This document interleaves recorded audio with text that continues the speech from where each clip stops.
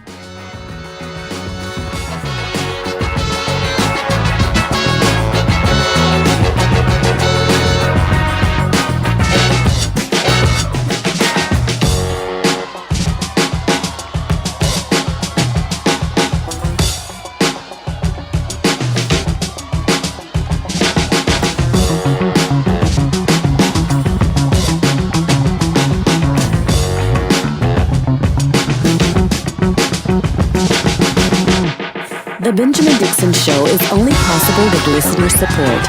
Go to www.patreon.com/The BPD Show.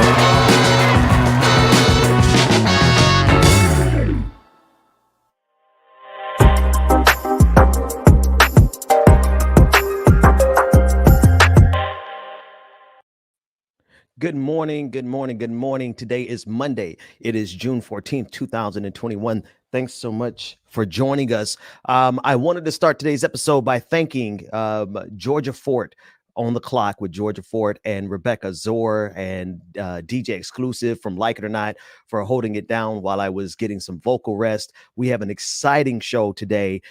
Exciting in the sense that there are issues that we have to talk about. There are issues that we have to cover, and nobody does it better in terms of social justice and police accountability than Georgia Fort on the Clock. So let's begin there on the Clock with Georgia Fort.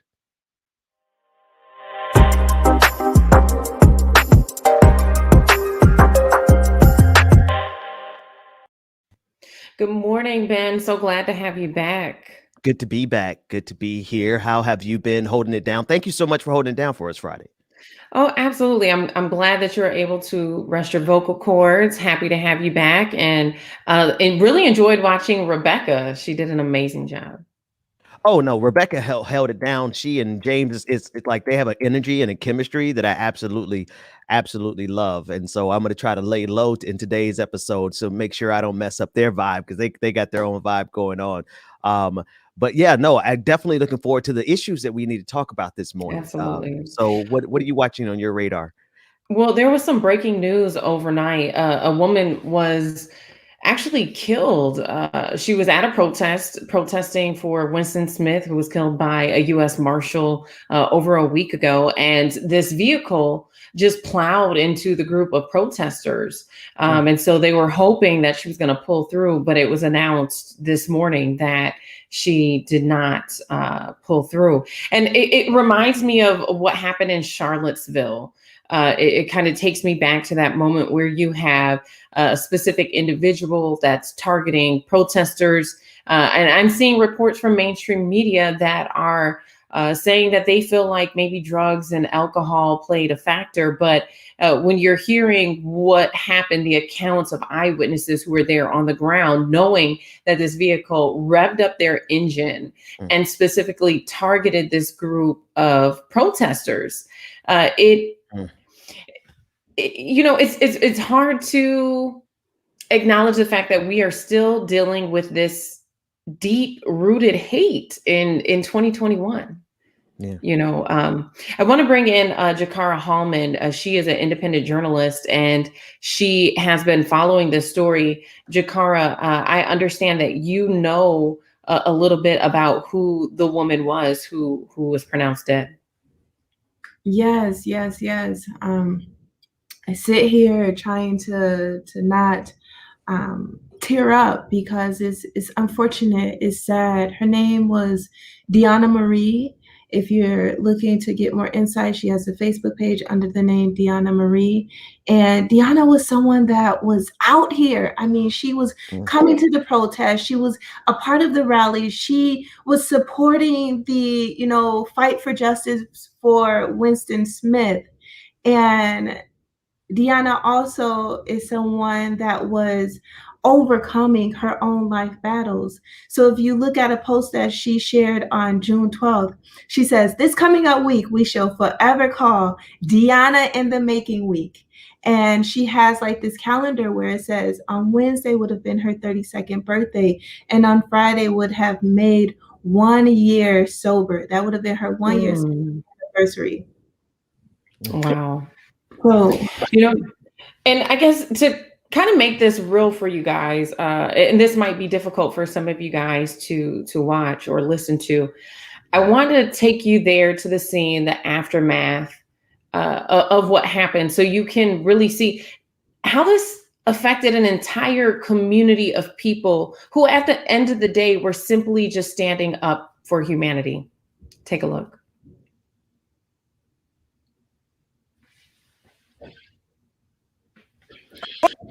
Hold him! When you see that, now you come with the gun. Hold up! Don't let go! Don't let go! Everybody shut the fuck up! Shut the fuck up! This nigga just came through 100 miles an hour. Who got the gun? He just came through 100 miles an hour. He just came through 100 miles an hour. Smashed this car.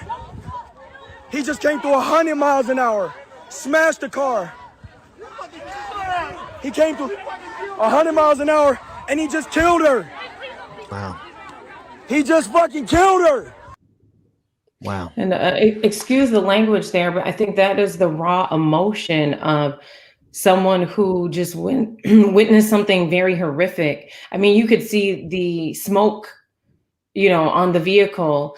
You could, see that there was a protester who was trying to detain the driver. And I don't know if he was trying to flee. There's different accounts of whether or not the protesters took him out the vehicle or if he got out of the car, but they were detaining him until police came. And then what we saw and heard from other accounts was that the police were very aggressive to the protesters who are out there, and they were all very traumatized. Jakara, what do you make of all of this? You have dozens of, and for the most part, young people who are out here demanding justice and police accountability for Winston Smith, and then this happens, and then now the police are treating the protesters as though they're the ones who've done something wrong.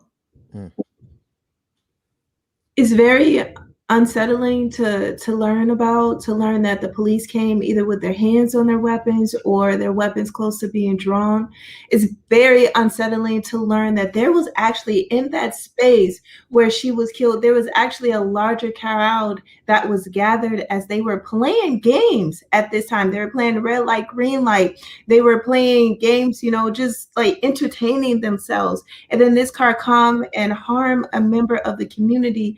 And what you learn from just watching the footage is that everyone is kind of looking around too, trying to learn who else may have been injured. Because as I shared, there was a larger group that was gathered in that same space. So if you watch some of the independent journalist footage, you will learn that people are like, DJ was fairly close to where that incident took place. And for the officers to come in with such aggressive energy and tension and pushing the protesters back is just very unfortunate, because these protesters are now dealing with a just abundant amount of trauma, of grief, as they're trying to process and figure out these emotions that they're feeling, as well as learn of the incidents that took place. She was critically injured at first before she succumbed to these injuries and died. And one, Jakara, thank you so much for coming and speaking about this with us this morning.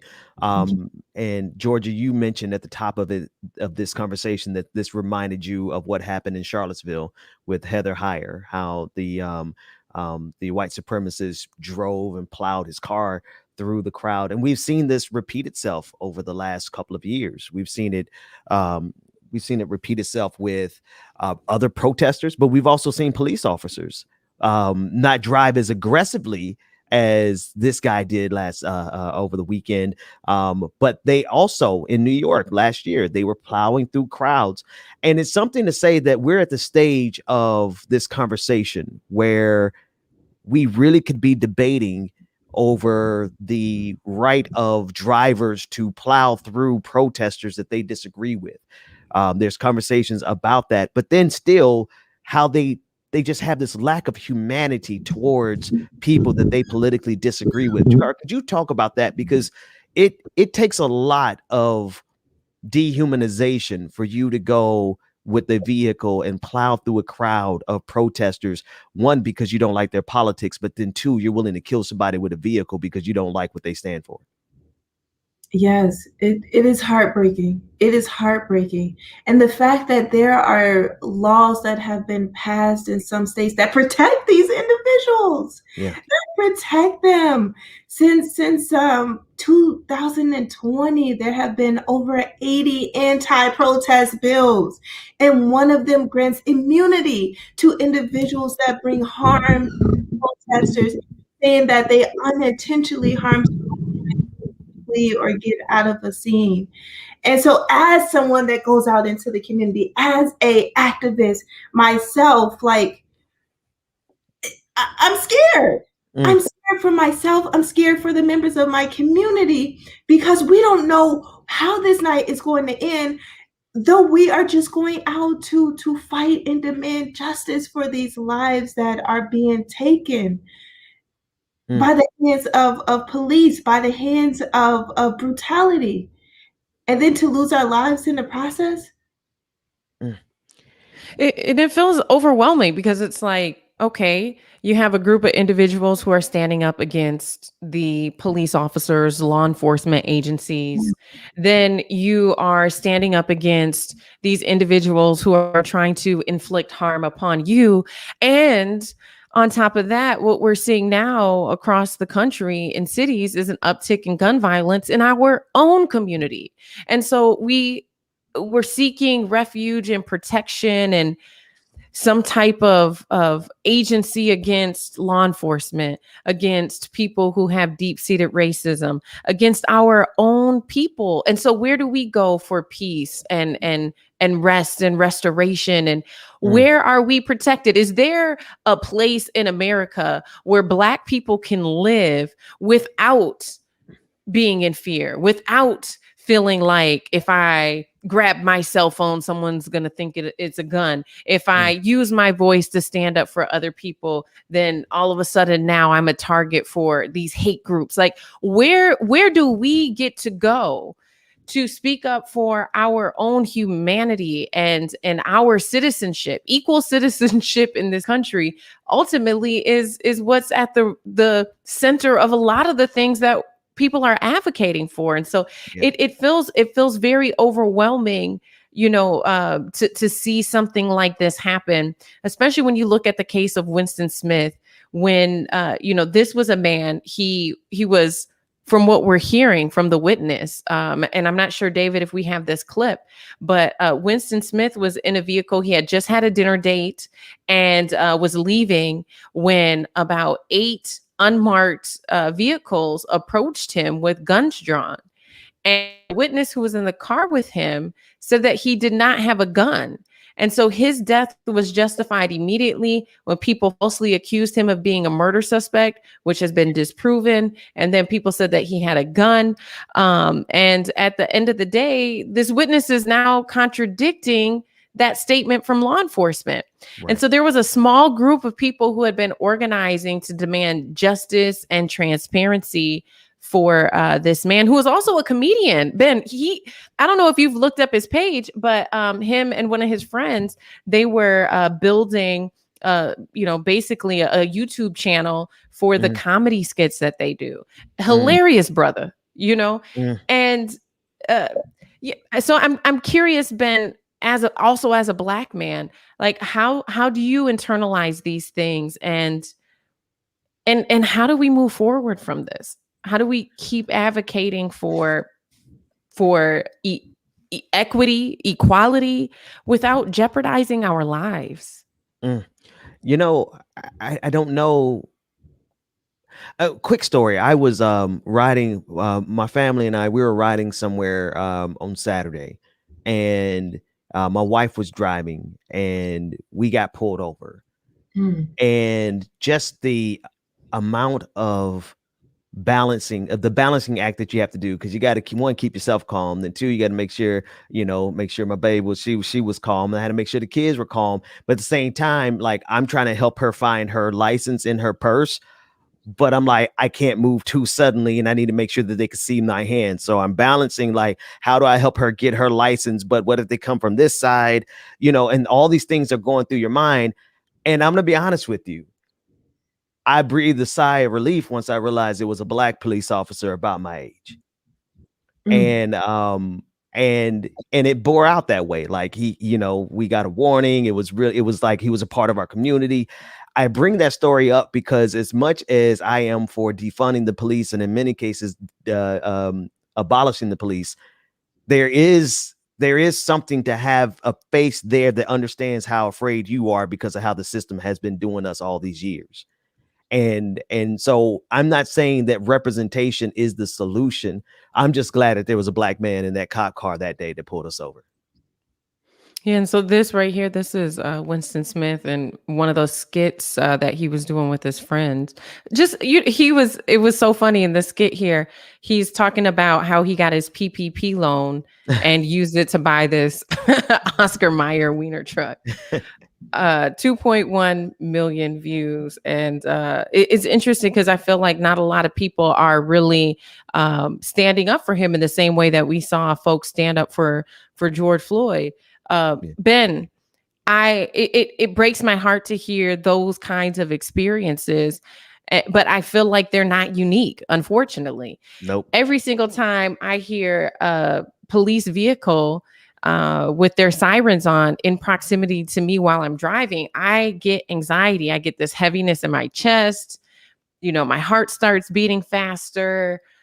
And I have insurance and I don't have any warrants and my tabs are good and all of the things, but yet and still you feel in fear. It's this constant fear, Jakara. I'm sure that you've had these experiences as well.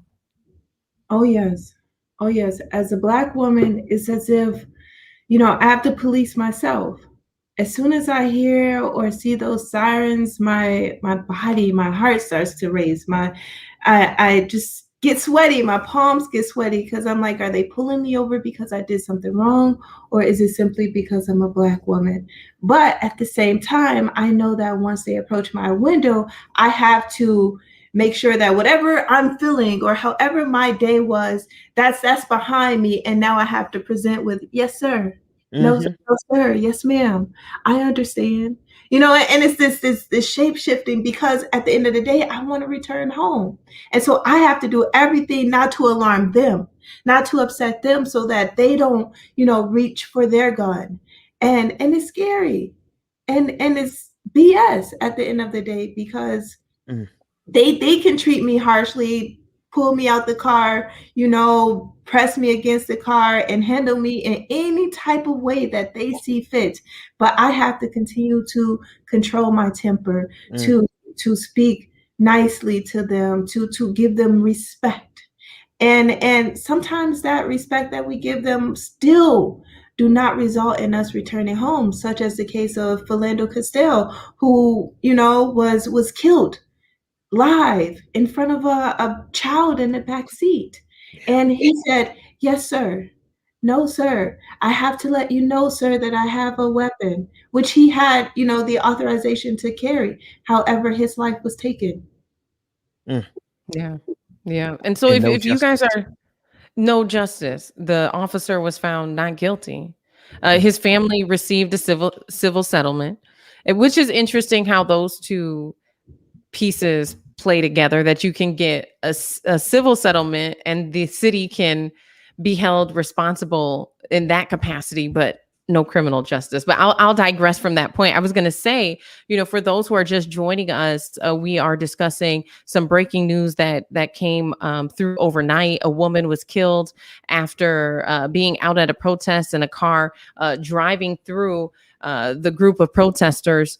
That individual was detained by protesters until officers arrived, at which time he was taken into custody. And so we're learning more details about this, but this isn't an isolated incident. We've seen this happen before. And unfortunately, I hate to say it, until something systematically changes, we're probably going to see it happen again. Yeah. And so that's the thing of seeing protesters out there. I know some folks, they're like, oh, we're so tired of protesting, doesn't do anything. What we've seen incremental change from protesters going out and demanding transparency. That's oftentimes why body camera footage is released so quickly. And so it does help. But when do we get to a point where there's no reason to go out there? To your point, Jakara, with Philando Castile, like, still to this day, we saw that happen on live. Unlike George Floyd, that officer wasn't found responsible, right? But the one thing that keeps coming to my mind, and I'll wrap this up, is just last year we were in a similar situation in terms of our country looking at police accountability as a serious issue that needed to be addressed immediately, urgently. And now here we are a year later, we're dealing with similar situations, and everybody has just kind of went back to normal. You know, we saw all these think about all the corporate statements that came out last year in solidarity with George Floyd. I haven't seen one corporation make a statement about Winston Smith, or for that matter, Dante Wright. Do you think it's because we have been so desensitized? Not just when I say we, I mean collectively. What we saw happen to George Floyd was barbaric. And I'm afraid that because we all suffered that trauma collectively together, we absorbed it, we watched it, we rewatched it, we dissected it.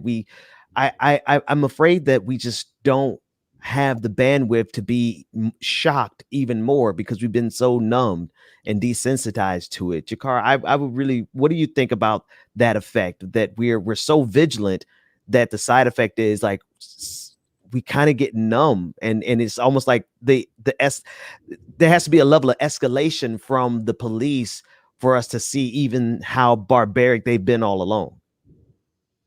Yes. When I hear news of another killing, my first thought is, again? What, I was just telling Georgia, it just seems like I'm constantly showing up and we're constantly coming to this place and it's just almost the same thing every time, just maybe a different scene and now a new name that we cry. And it's unfortunate.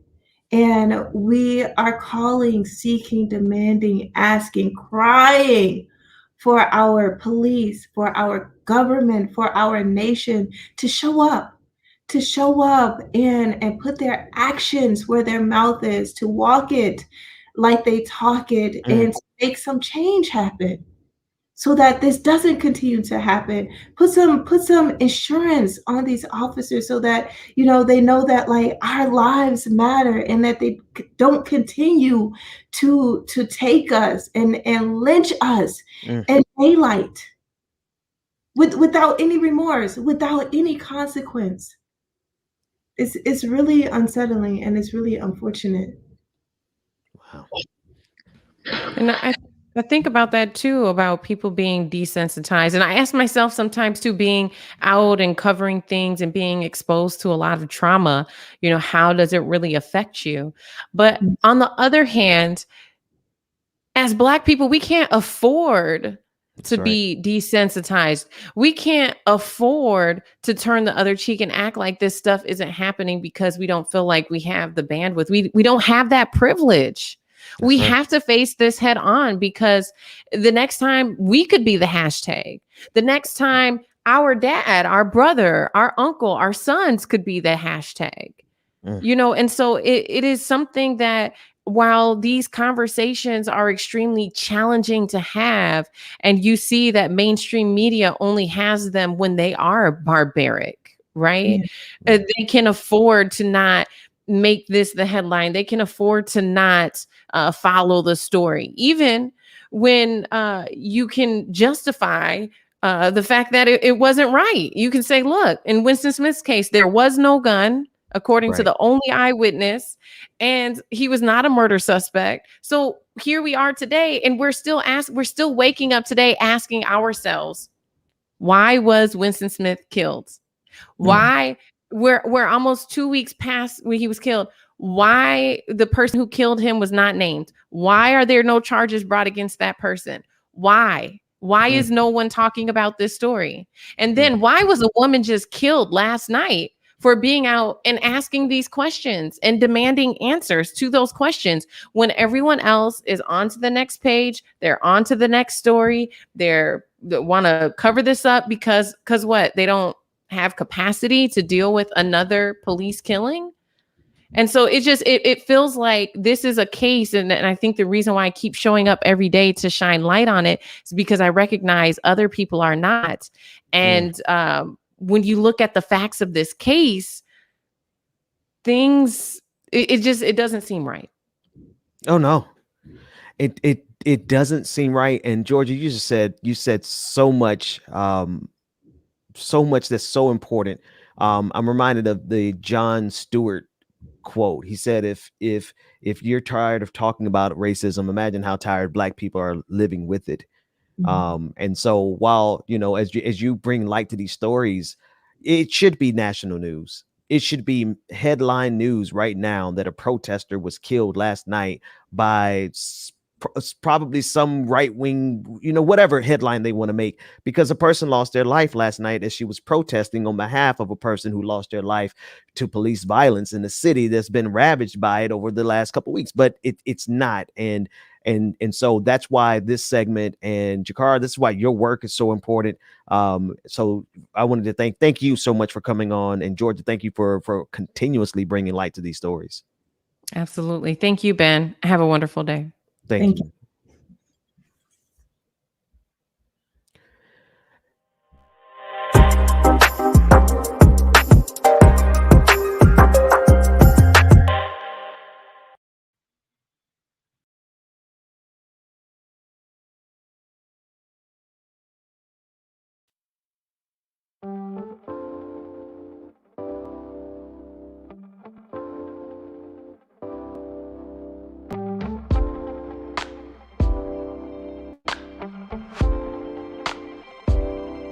Ooh, baby, it's like the world is on a side. Good morning, everyone.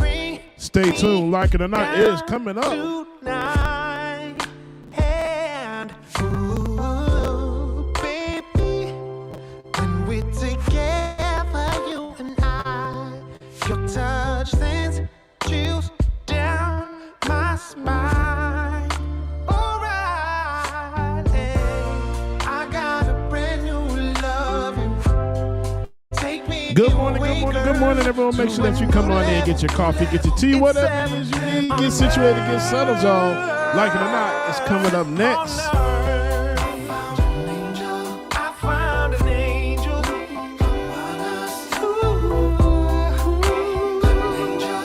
Found an angel.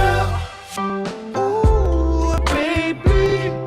People would travel far and wide just to see how your halo shines so bright. Ooh, baby, did you fall from paradise? Wherever we go, I'm on. That's right, Street the Dragon. Make sure that y'all hit that like button, y'all. Come on in, get situated, get settled, hit that like button. It's Like It or Not, your boy DJ Exclusive. Good morning, good morning. To a new level. It's 700.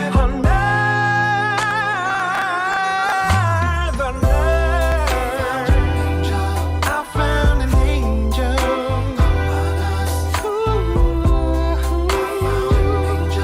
found my angel. Come on. I found my angel.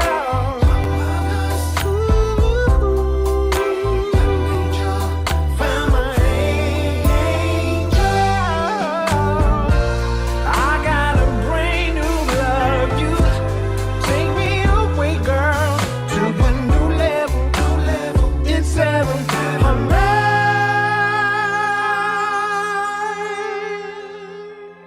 That's my part right there, y'all. Good morning, y'all.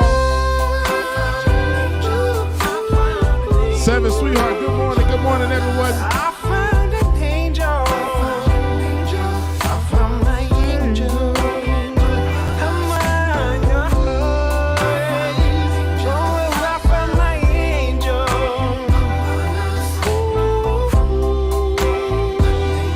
I found an angel.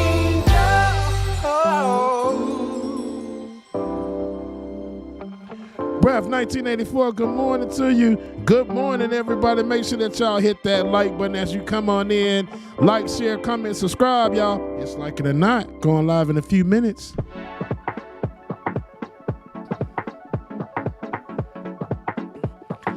Now we got the angels out the way. Let's get our groove on real quick. Get lost. Pour it down, just pour it down. You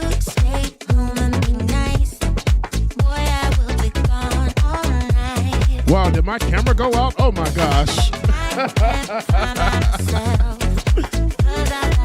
All right, y'all, give me 1 second.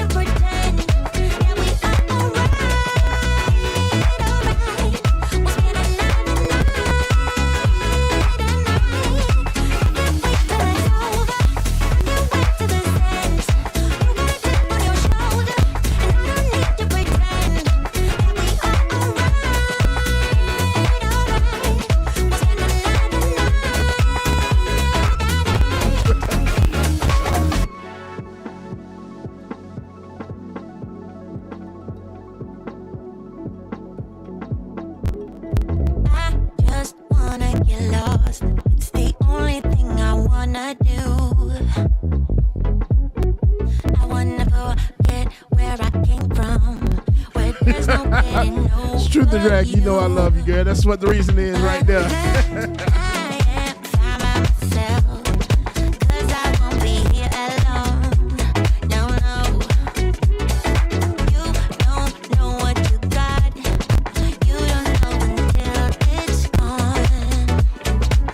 Shout out brother Dwayne for sending us a new headphones, man. Woo, these things are good. Sometimes they hurt. I stay high when bullets fly. Out of reach, won't be coming down. I can't wait till it's over. I can't wait till it ends. I'm gonna tap on your shoulder, and I don't need to pretend that we are alright. I won't spend the night.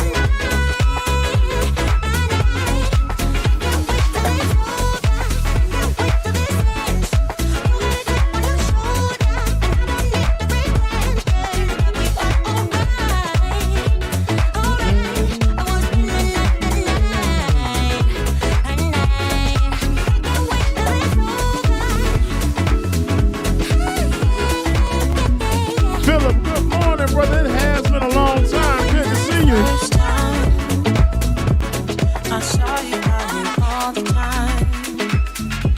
It was something in the air the night. Y'all know I like dancing. And in the way Get the shoulders you working look and the at chest me, dancing. You know, it messes up everything. I get nervous when you get close and my heart fills up with butterflies. And then you leave me speechless. My world turned upside down. Just say that you won't go and break my heart. Break my heart. Don't break it now. Remember, it's the only one I've got. The one I've got. Don't break my heart. Don't break my heart. Don't break my heart. Don't break my heart. Wanna tell you how I feel instead of keeping it all inside. So hard with you, I don't know why. Believe me, boy, I've tried. When you're near me, my heart fills up with butterflies. And then you leave me speechless. My world turned upside down. Just say that you won't go and break my heart. Break my heart. Don't break it now. Remember, it's the only one I've got. The one I've got. Don't break my heart. When I get you back, oh yeah. Don't break my heart. Don't break my heart. When I get you back, oh yeah. Don't break my heart. you back, oh yeah. I promise you'll never leave me. When it comes to you and me, there's no one else I'd rather be with. Baby, I won't let you down. I got it, I know you need it. Love is it when you're around. Oh, please say that you believe. Good morning, everybody. Make sure that you stay tuned. Get situated, get settled, y'all. Like it or not. I hope you feel that way too. No, I don't wanna lose you. Baby, don't go. Don't go. When I get you back, oh yeah. Good morning, everybody. Good morning, good morning, good morning, y'all. It's time for Like It or Not.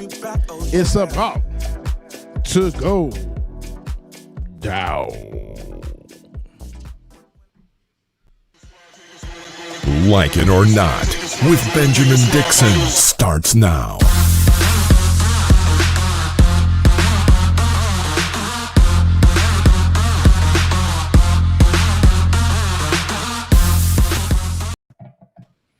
Good morning, good morning, good morning, everyone. Good morning. Good morning. Oh my.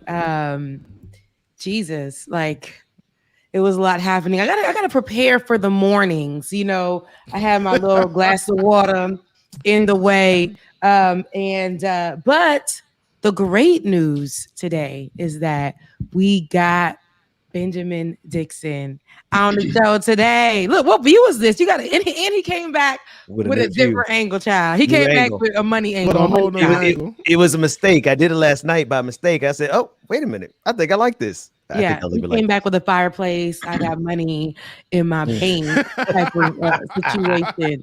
Okay. Came with that big money energy shot. I come with go to patreon.com/like it or not energy today. I'm with it. Bless the Lord. Rebecca, you got it popping over there. Y'all got it popping while I was gone. We got the Benjamin Dixon Show logo in Rainbow Pride. Like, that's dope. Yeah, I contacted. Look, because I got people. I contacted David, and I was like, you know, what do you think this would look like? And he definitely went with it. He stayed up with me because I had him up because I had just got off of work, and he was ready to go to bed. I love it. What do you think this would look like? And he definitely handled that. I appreciate him for that. Listen, y'all did such an amazing job while I was gone. I'm going to digress and just sit quietly and enjoy the show. So, but no, really, y'all were amazing, both of you. James, that segment Friday and that segment Thursday, the one on Thursday was absolutely brilliant and poignant and everything. So salute to you, brother. I appreciate that, brother. And Rebecca, you were doing the damn thing. So I digress. He just say he gonna sit here and enjoy the show? But he's not though. So we'll just let him say what he says. And right, definitely girl, when it comes time for the Benjamin Dixon moment, because Rebecca doesn't know it all, Benjamin Dixon will definitely step in. But we have great guests today. You know. Oh wait, hold on. It is Monday, and we did not do our interjection. We're not missing out on that. Okay, so it's Monday, June, what is this, 14th? My package is coming in the mail, but it's June 14th, and I would like to say good morning, like you said, Bubba. Good morning. Welcome to Like It or Not, where we're free to tell the truth. Right, you're right, Bubba, because Ben was supposed to say it first, so I just said it, and it just. So welcome to Like It or Not, where we're free to tell the truth. James, you got it. And not care. Who doesn't like it? You're right. James is being inclusive. James is being very inclusive. And Ben is acting like he don't live here. Y'all know Ben is acting like he don't know. He don't got the keys to the door. Ben is acting like. No, honestly, y'all know I'm only smart in politics, right? Can we agree there? Like, I'm missing a whole lot of common sense. Okay, I don't have a lot of stuff. Only smart in politics and a little bit of science, but I digress. So anyway, Rebecca, my bad. I missed it. It went completely over my head.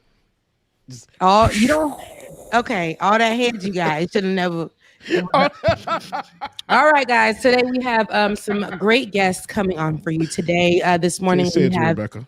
This morning we have a friend to the show, Egberto Willies. We have, and you know, he's here to talk about a few things. We just want to kick it for a few minutes with him, and I know there's a lot that we need to discuss, or we should discuss, especially regarding Joe Biden. And we also have a candidate for Virginia governor, Princess Blanding, who will be on the show later.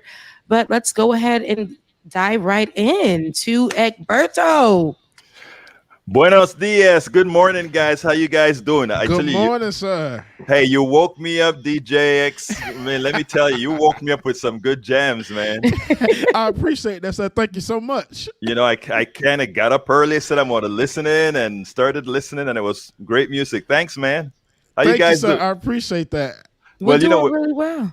We're doing really well. How you do, Egberto? How are you? I have to start by saying good morning, Rebecca Arzor. How you doing? You remember last time?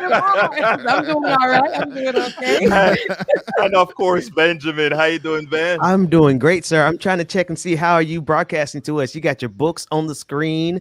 You got like you got the technology on lock, man. What is this? Wirecast broadcast, man. So I said, you know, since I'm coming on the real show, I needed to kind of make sure that I was all set up the right way, you know. I love it. No, I'm getting ideas, but it's great to see you, man. It's always good to have you here, and I like to pair you with Rebecca because y'all can do those R's. I can't. I got the thump thump. That's all I got. That is not. Hey, I tell you, from the last show, that was the that outtake between you and Rebecca. That was like the bomb because that's what people didn't care what I said. They just loved that interaction you guys had afterwards. Oh yes, no, they loved what you said. Of course, Egberto, you come on here and you make sure that you give us politics done right. You know, which is what your show is named, Politics Done Right. I know most recently, you know, we've been discussing Joe Biden here on the show, right? And there are a few things that he's touched on. There's been COVID-19. There's been our education system when it comes to our student loans. And most recently, you discussed something about on your page. You were talking about his international ideals and what he wants to do with that. So what is your stance on that? I know that you had a little bit of pushback for him. Yeah, well, two things, right? First of all, I'm going to start by saying the blog that I did yesterday was a simple blog. A guy asked him, "Hey, are you guys going to stop the policies that Donald Trump had involved, meaning the tariffs and all that sort of thing?" And he went to the mic and he said, "I've been here 120 days, really 144, but you know, that's close enough for government work. I'm here 120 days. Give me time." Normally, when a moderate says something like that, give me more time, generally means it ain't gonna happen. Exactly. Okay. Yeah. But I think for now, Biden has earned some brownie points given the American Rescue Plan and how powerful it is. I was reading something last night that said the American Rescue Plan is starting to look like genius because it was so big. Even if he doesn't get the things that he want to get, all the things that you want to get in the new bills, the American Jobs Plan, wow, we had a very good start. And, you know, he kind of gave some bona fides to the progressive side. Now, I am the type that says we're going to have to continue to pressure on very hard because, you know, the squeaky wheels get the grease. But as far as giving him a few weeks, I say progressive base, let's give him not a few months. Let's give him a few weeks. A few weeks. I mean, you're being generous because I'll say this, you know, since they've been in office, you know, it's been every time we say, you know, they gave us a date when they first got on, right? They said this amount of time, this amount of time. Yes. And, you know, so they gave us that expectation, right? So then when we held them accountable, it was like, hey, don't forget, I just walked in here, okay? And then they're like, okay, give me a few more weeks. And we give them a few more weeks. And it's like every time we say we're going to give a few more weeks, what happens? They say, give me a few more weeks. Like, hey, I'm new. I'm brand new. I Look. just walked into the White House. I just took the seat. Cut me some slack here, you know? Rebecca, first of all, let me just say, you're right. You should not, I can say as, this guy that tries to put all these things together, yeah, let's give him a few more weeks. Yeah. But I'm not going to come on the Benjamin Dixon and Rebecca Azar show and say, hey, you guys stop talking about forcing his hand. You have to keep forcing his hands no matter what. I'm speaking now from the analytical portion saying, okay, so far with the American Rescue Plan, you know what? That was bigger and better than I thought we could have ever gotten from him. But we, those of us that are progressives, no, we're not supposed to stop telling him, okay, keep doing it. And then there's one other thing about it, right? I think he wants to do it. If you listen to what Bernie said last night, he really wants to do it, but we have a problem. We have a problem called Manchin, and we have a problem called Sinema. Now, there was a time that I had a fear that Manchin would jump ship if we were too hard on him, right? I no longer have that fear because a friend of mine said, Egberto, you are completely wrong. And I said, what do you mean? And he said, well, look, if Manchin switches party, he gets a primary inside of the Republican Party, and he knows for sure that he loses because it's still Trump's party, and Manchin voted twice to impeach Trump. So when I kind of went back, I'm like, I think this guy is right. Manchin probably does not have a chance in the Republican Party. Of course, the possibility is Trump could throw the wrench in and say, okay, I support Manchin if he switches party. That is a concern. That is a possibility. No, I didn't think about that. Hold on, Ben. Just to let you know, Egberto, you are very right, though. We have to, as progressives, continue to hold them accountable. Because if it ain't us, then who, right? Exactly. But I just want them to know, too. Realize, you guys, you're taking advantage of us and everything that's going on. Nobody asked you to come in with a date, right? Nobody asked you to come in with the plans that you came in with, Joe Biden. There are a lot of things that you put on the map and everybody was so excited about internationally too. I mean, people in Haiti were excited to have Joe Biden here because of the things that he said he was going to do for the country. And then, even they were holding him accountable, but us right here in America were like, hey, you said this and you said this and you gave us this time frame. Now you want us to forget about this and stick to whatever plan that you're going to come up with tomorrow, which you're going to change again, give yourself more padding time. But yes, we got to keep holding them accountable because the more that we do speak against them, it's not like how we used to do politics back in the days where it was like, it was forbidden to speak against your president or your leader. Now it's like, oh no, Joe Biden didn't do what he said he was going to do. And this is what he said he was going to do. And this is where he's turning back his words and we're calling him out. And now people are being more educated and now they're holding him accountable. So you're 100% right. Ben, what were you going to get in there on? Oh, I don't even remember what I was going to say. I was listening to you. Yeah. No, carry on. But carry on. But Rebecca, there's one thing that I'm happy about that I am starting to see no let up, and with all the voter suppression that we're having here in Texas, Georgia, North Dakota, and these other places, I tell you what I'm starting to see from some of the feelers that I get, and that is, we want to fight voter suppression, but you know what is the thing? You remember with a kid, you told them not to put your hands on something, and because you told them not to put your hands on something, that's what they want to do, right? And I think these guys overplayed their hands, and I think right now that we are going to see 2018 is going to look like a joke compared to what we're going to see for 2022. And what I think progressives have to do is make sure to get our candidates in, because we need to make sure that Joe Manchin and Sinema are not the people that we have to the lowest common denominator, which is Republican policy. We need to have people who are going to be there pushing our policies, and there are a lot of those out there now, a lot of them out there. And I think as long as we start supporting those and bringing those in, we're going to be okay. We're not going to be okay maybe by 2022, but we're going to be okay if we step up and do what we need to do. Ben? Nah, that's it. That's that on that. Well, speaking of Joe Manchin, though, we have AOC who recently spoke out, slamming the filibuster, right? And she was calling out Joe Manchin and speaking directly to him and being somebody in the Democratic Party. I mean, like what we were just talking about, it's going to be up to us to call out these people, especially when you're sharing the space with these people and, you know, you have the opportunity to speak against them and not be afraid. And this is what AOC recently did. Let's take a look.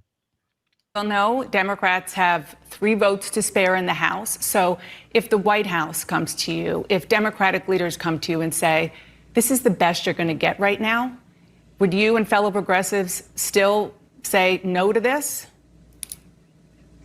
Well, I think the thing is that this isn't the best that we can get. And I do think that we need to talk about the elephant in the room, which is Senate Democrats, which are blocking crucial items in a Democratic agenda for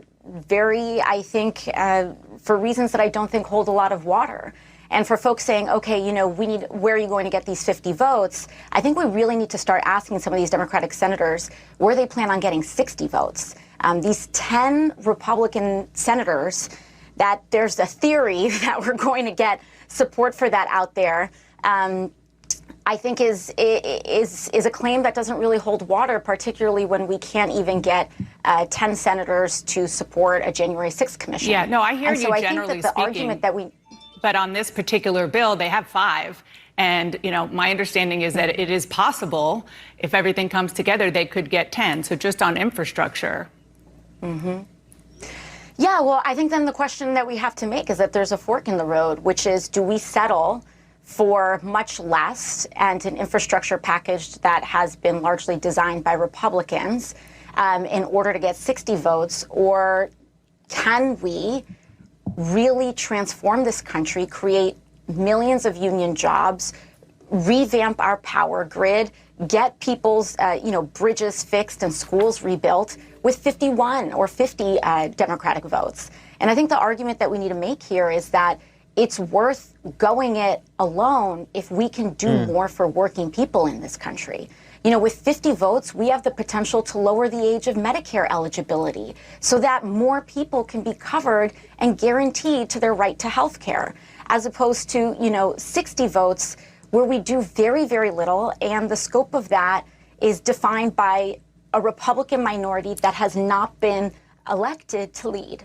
So I think that's very important, what she said, right? It's like she said, let's go in alone. We don't want to add on the people like the Joe Manchins and the Kirsten Sinemas and everyone else who is following them, who claim to be in the Democratic Party and for the people. We don't want to add them on anymore, because when we do, it's problematic. They're the ones that hold the party back from doing what needs to be done for people, right? From getting the people what they need, whether that's Medicare for all or any other, ideas and, things that they want to put in place that benefit people instead of bring us more apart. And that is what the Kirsten Sinemas and the Joe Manchins are put in place to do, because they say they represent something that's supposed to represent what AOC represents, right? Yet they have these ideals and these ways that benefit the Republican Party. So what she's saying to me is really on point. What's your take on it, Egberto? You know, Rebecca, let me tell you what I am very concerned about. Narrative. We have all the numbers in favor of progressives right now. If you do all the polls for the voting, the S1 bill, the voting bill, 70% support, including inside of West Virginia. If we take a look at Medicare for all, 65% support. If we take a look at family leave, all these things have true bipartisan support, right?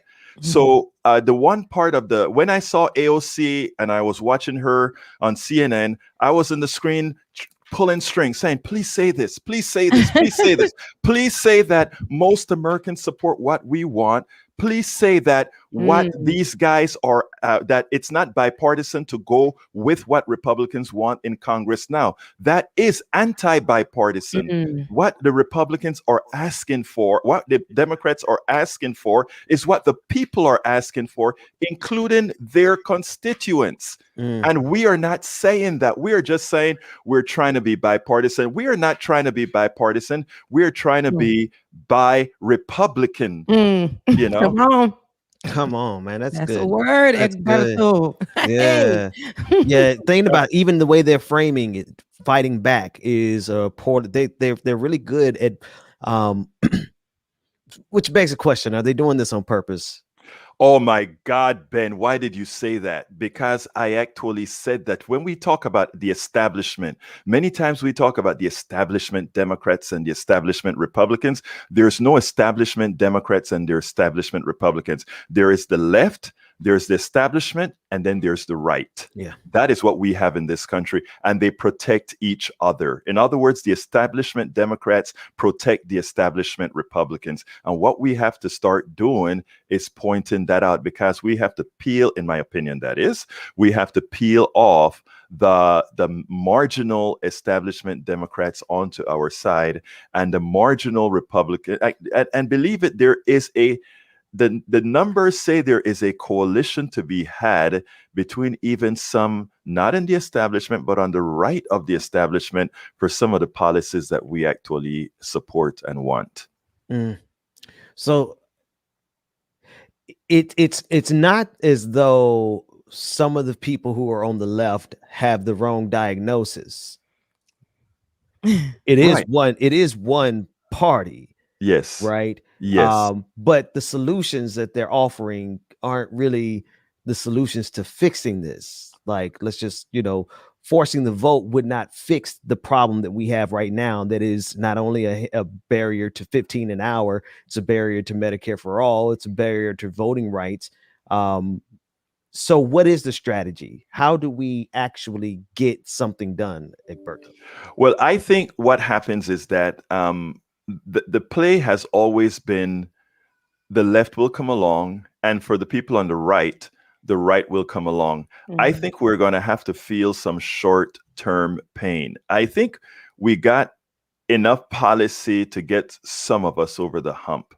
I was on a program and I told the person, I don't remember exactly which one, and I said, there are people that are doing so bad. The reason why they don't vote is because they say, whenever we vote, yes, we support that bulk of the people in the middle, but in reality, things are always bad for us. So whether it's the left or the right in control, it doesn't matter. So I think in the short term, we may need to feel some pain. In other words, say, no, we're simply not going to go for it.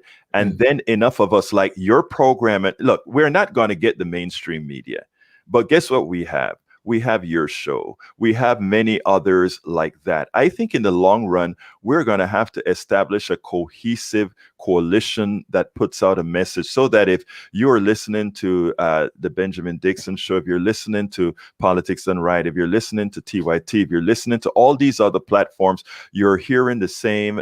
You're hearing the same message, and that message being 2022 will determine the future of this country, because finally we're going to have people who are representative of the policies we want. I mean, we're not going to put it in a corny way that I said it. I mean, I'm pretty sure Rebecca and you can do a much better job. What you're saying is right on point. It doesn't need to be padded. It doesn't need to be extra, but that is a point that people need to understand, that 2022 is just tomorrow. Right. And we need to really realize and hone in on who is going to take these seats. Like, it's a very important time for us to really look at who our leaders are and who we can get out of here and who we can replace them with. Can I say one thing? Because and I think this is important, right? If Biden, if we run away from making a deal because we said it's just not good enough, the mainstream media is going to spin it as a loss, and that for some reason then Republicans who wanted less should take over. I think that is a message we have to be prepared to go ahead and go against. No, it failed because those on the right didn't want policies for people, and then we go out and tell them what policies we're providing to them that's going to help them bread and butter around that table and for jobs. But Egberto, this is the same game we've been playing with these fools for the last, since the inception of this country. Yes. Right. There've always been poor white people who should have had more in common with black folks than they ever had with the rich, with their aristocracy class. Right. But they are more determined to hang on to their racism than they are having any real solidarity with black, because the policies that they don't want are policies that are going to help black people. And this is why they fight so hard against critical race theory. It's why they fight so hard against, they're going to fight doubly hard against Medicare for all. It's not just because they're against the idea of privatized healthcare, but deeply rooted in this country. They don't want to do anything for black folks here. The thing about it is we make, there's a economist, and this is going to come over wrong to some of my black brothers and sisters, but this economist said the white is the new black. And when he said that, it raised a hell of a lot of hell, right? Because how dare you put these poor white people in this, going through the same pains that black folk has gone through. I mean, there's some issues that with the statement, but I tell you what, I treat racism as a disease because it is. I treat it as an illness, right? And in treating it as an illness, Ben, sometimes chemotherapy works and sometimes chemotherapy doesn't work. Right, right now, the capitalism has hit so far the fan. If you talk to guys like Richard Wolff and these guys, you see that it is so dysfunctional now that, look, you can be the biggest racist on the planet, but if you're starving and things continue to get worse, you're in the foxhole with a brother, guess what happens? So I am, like I tell people, I'm not trying, like I live in a very red area. I'm not trying to get people, and where there are quite a few racists as well. I'm not trying to get you to love me. I'm just trying to get you to vote for your interests but see that in voting for your interests, somehow you ain't doing me a favor. You're doing you a favor. So, we have to try different techniques, right? And all of us don't have the answers. I don't have all the answers, but I've been trying all kind of techniques and seeing what actually works with some. You see my show, I get a whole lot of conservatives that come on and fight to the T, but every now and then you have that breakthrough, and if you break through to one, that one is going to break through to a few others, and we don't need them all. That's the thing. They're doing the Lord's work. Yeah. I don't know about that, but you're doing good work. It's the Lord's work, okay? It's the Lord's work, okay? It's something that's helping us here, whatever, the universe, whoever. It's good work, okay? It's good work. Hey, I like that whoever. I like that accent, man. Whoever. Oh yeah, get you two together. It's an accent frenzy around here. It's an accent frenzy. Because they look at us and they don't expect, and then Egberto opens his mouth and they're like, "What? What the hell is that?" I get it. I'm right here with you. I get it. So, but it was definitely good having you on this morning. We would have loved to keep you forever and ever. So you're definitely coming back because you're our best friend to the show. You're like our cousin to the show. I love your show because I think you guys are young, you're active, you're doing stuff. That is all the things that we need, because that's what's going to change the country, my friends. That is what's going to do it. You guys going to do it.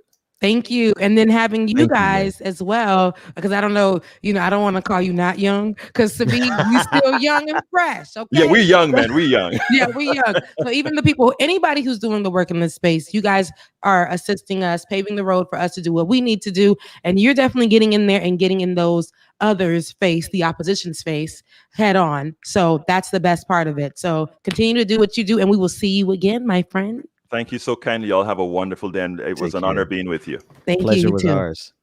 Hey. Egberto. Egberto. I can't. Egberto. Rebecca. It's easier to say it at the beginning. Rebecca. Rebecca.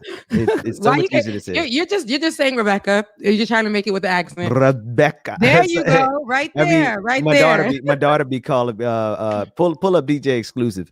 My daughter be calling me out. She said, "You're not speaking Spanish. You're just putting O at the end of a word." Right. She might be on something there. She is on something. People be like, Egberto. Egberto or whatever. Yeah, no, it's Cheerios. Like go get you some cereal. Oh, you don't know. You're giving me like, can I have some more, please? That's what you're giving me. Cheerios. Cheerios. Cheerios. Cheerios. Or the Africans, they be like, after everything they say, they'll be like, are you really serious? Or like, why? Why the O at the end? But then I'm Haitian, and my parents be doing the same thing. Just with a different accent. This is a different O's and a different ways. Accents are beautiful. Speaking of accents, I did want to start off with this, and I know we're gonna cut to a break real quick, but I wanted to discuss the show that I saw recently on Netflix, and it's called High on the Hog.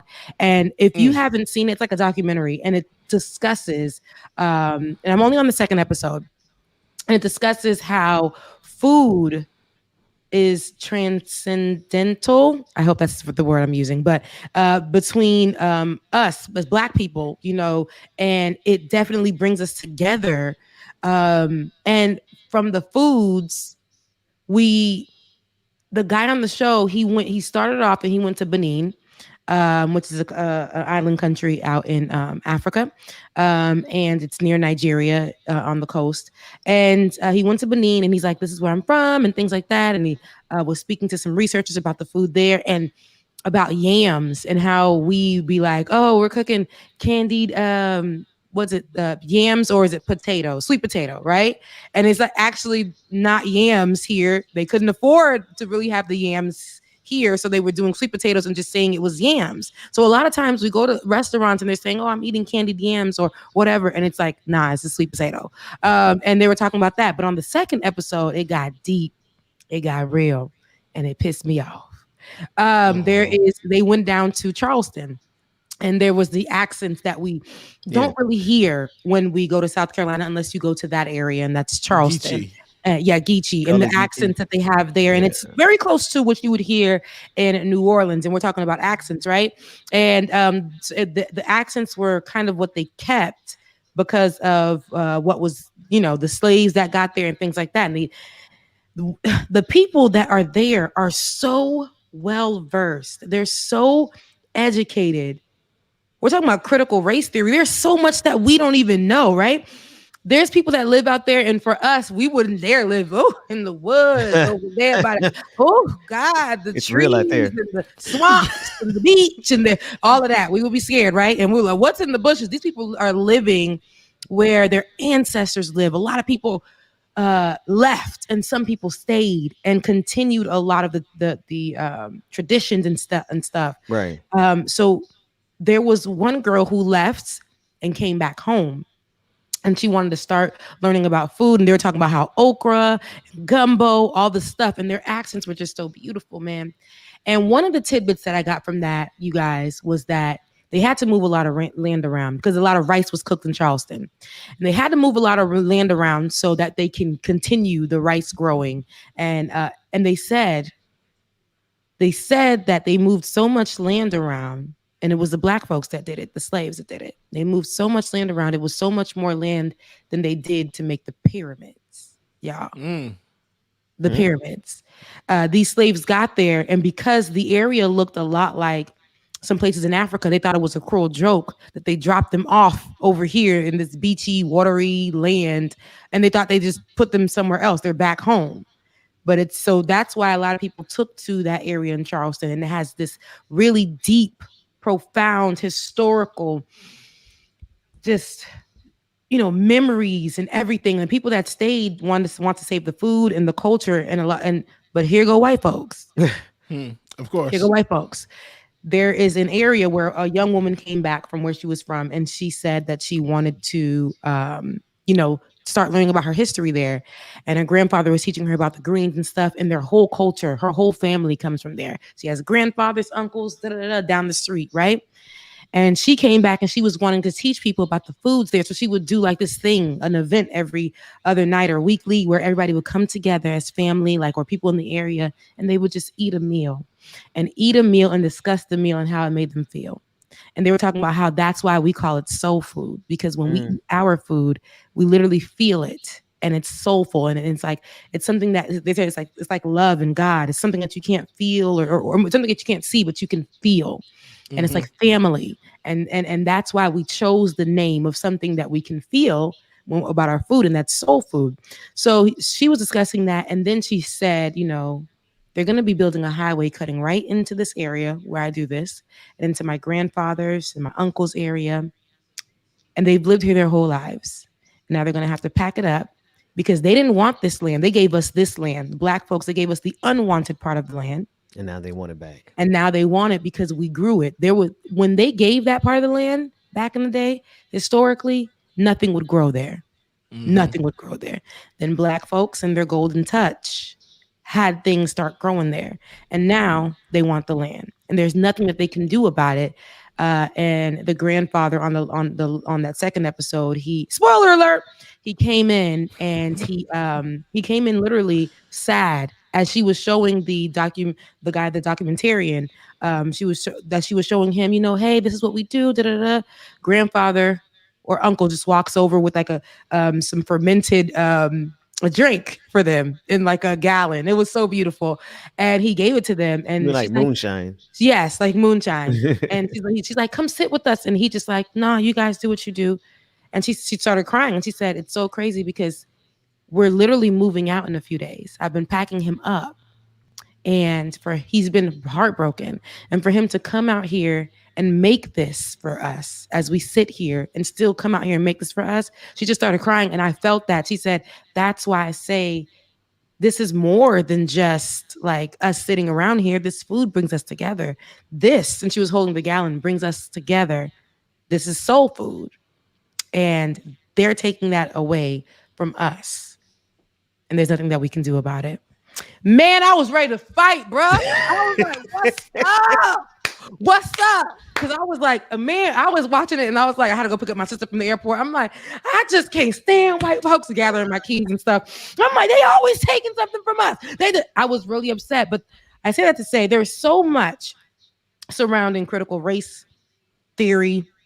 They haven't taught us anything about Charleston. That is a big thing to know, that the slaves that were brought here were bamboozled into thinking that they were back at Africa. Yep. And because of the environment was similar. And then they moved so much land to create what Charleston is today, that it was so much land more than what they did with the pyramids. Make it make sense. Like, that we were put to nobody's work and we still kept, they also said this too. We kept pushing on, y'all. We kept moving forward to this day. To this day, we do the same thing. There is nothing that can really stop us. We're going to make good with what we can make good for. They gave us the worst parts of the pig and we made pig foot and all this other stuff and made it work. Right. And I absolutely love that food can bring us together and show us who we are and where we come from. It all is like, we can all take it back to Africa. Little things that we do, like when we want to taste the hot food and we put it on our wrist and just to taste it, because we're not putting our mouth on the spoon, right? That's what, and that transcends all of our cultures. If you Black, you just know that. Nobody knows where it came from, but it came from somebody up the line, right? And we all know that. Haitians, Black Americans, Afro-Latinas, diaspora. Just everything, right? I love it. I love it so much. So critical race theory is a thing. We need to start teaching our children what's up. Accents are beautiful, no matter who it comes from. Black people come in all different shapes, sizes, forms, and our accents is what makes us who we are, even in the United States. I just heard somebody from Baltimore say a few words. Didn't know what the hell they was talking about, but it was an accent and it was beautiful, right? Yeah, too blue. I don't know what they're saying, but it's beautiful. I'm like, are they English? Are they not? It's just beautiful how we have accents and how we come from all these different places. But shout out to Egberto once again.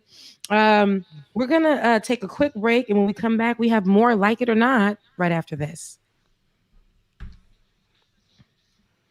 Yeah. Close the match 'cause they were handed down to me. But I'm still fly, I know. Good morning again, everybody. Good morning, Mama, Daddy. Love y'all, man. Good to see everybody this morning. While we got a little time, we'll go ahead and get these pictures and spread off. Clothes will make a man, but that poison's gonna kill you. From the inside out. So right now, say it with your chest now, say it with your chest now. I'm young, I'm free, can't nobody take me here and now. It's my time to ride it out. It's my time to ride it. I'm young. I said I'm supposed to be reading off the patron list. I done started singing, y'all. Good morning, Alicia. All right, y'all. Our new patrons for last week. We have Craig Z, Grant E, Moses W, Peter Low Frequency. New Twitch subscribers, we have Good for Gabby. We have Cannabis Clay. Shout out Cannabis Clay, who subscribed for 1 month and commented. Good morning. Cannabis Clay, I appreciate you. Funky Pug 313, free subscribe for 1 month, and they have been subscribed for 6 months, man. Hey, we greatly appreciate y'all. We cannot do this without y'all, so I greatly appreciate it. And if you do want to support, you can. Patreon.com/LikeItOrNot, y'all. Patreon.com/LikeItOrNot. Apparently, y'all like my singing because one of my homeboys just texted me and said, you better sing. So I'm going to keep on, I guess. Maybe a little bit now. We'll see. With your chest now, say it with your chest now. I'm young, I'm free, can't nobody take me here and now. Lisa Noel, good morning. Brother Latif, good morning, y'all. It's my time to ride. I'm young, I'm free, can't nobody take me here and now. It's my time to ride out. It's my time to ride it out. It's your time. Whoa.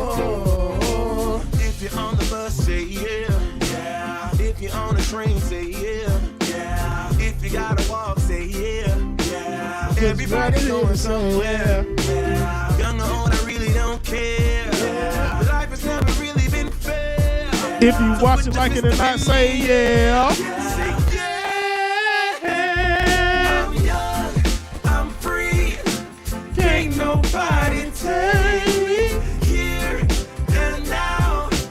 It's my time to ride it out. It's my time to ride it. I'm young, I'm free, can't nobody take me here. All right, y'all. Y'all, welcome back to the screen. My brother and my sister. That is so dope. Latif's daughter, Malaya, who's singing the song right now. That was so dope. It was so funny. I love that. I'm sorry, y'all. Give me a second. I got to unmute first. It was hilarious just now. Ben told me to put on my new funky headphones and because I have this fitted dress on, you can't just be like, oh, pop it in. Da-da-da-da. She has to go down. Like back in the days when I used to work at on, local news and things like that. That fitted dress, you have to just throw it down in there and throw it to the back. That's what you had to do. But I can't do that just like 2 seconds right now because I got to figure out the process. Yeah, we'll forget. Well, my dress won't be fitted tomorrow.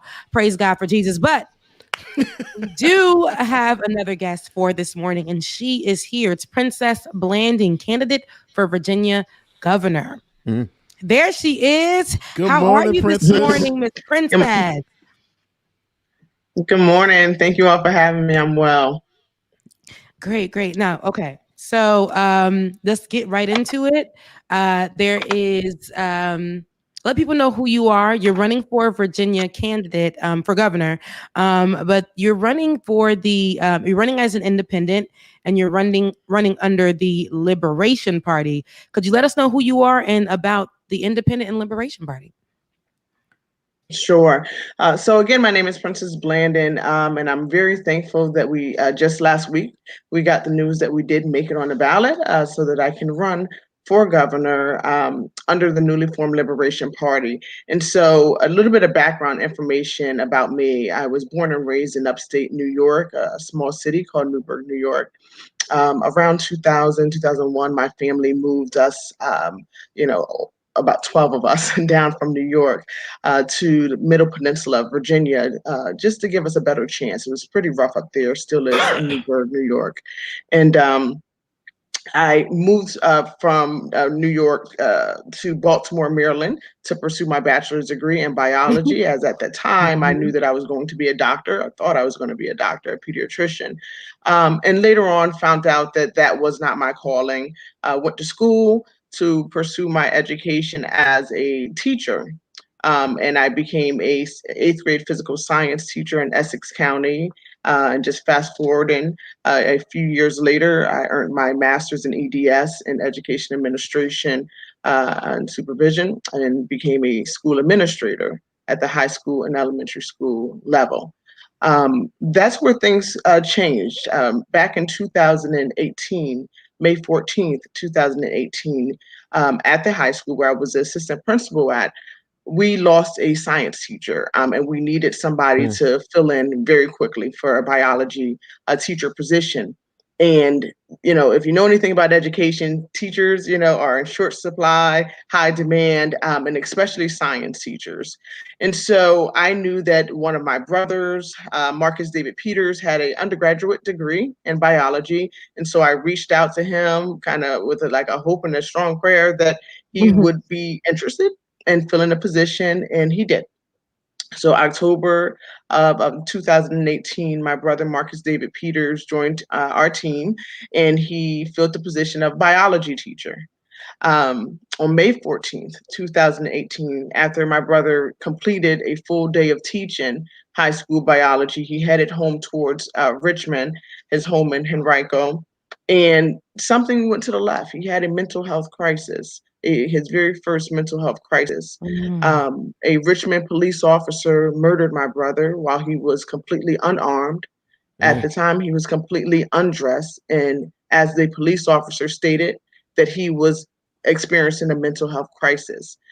I was the last family member to see my brother alive, as he was a teacher at the school that I was an assistant principal at.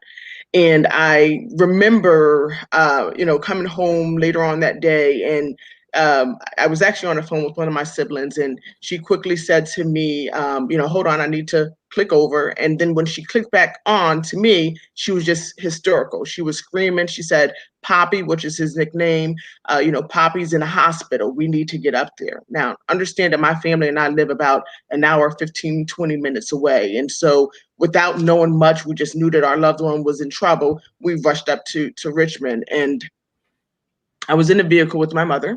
And I remember her on the phone saying, just tell me you didn't shoot him in the head. And her hope was that whatever happened to him, they told her that he was shot, but they were really not wanting to give much more information. But she was just hoping that if he was shot anywhere else, that he would have a chance. And they finally told her that he was shot in his abdomen. Fast forward, my brother, he did not make it. And I remember seeing news headlines, basically with the narrative, crazy naked black man.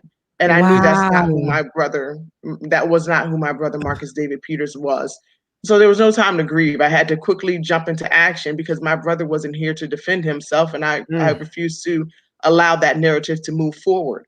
And, what we saw was that the city of Richmond, the state of Virginia, the media, they took my brother's worst moment of his life and they tried to allow it to erase all of the amazing things that he did.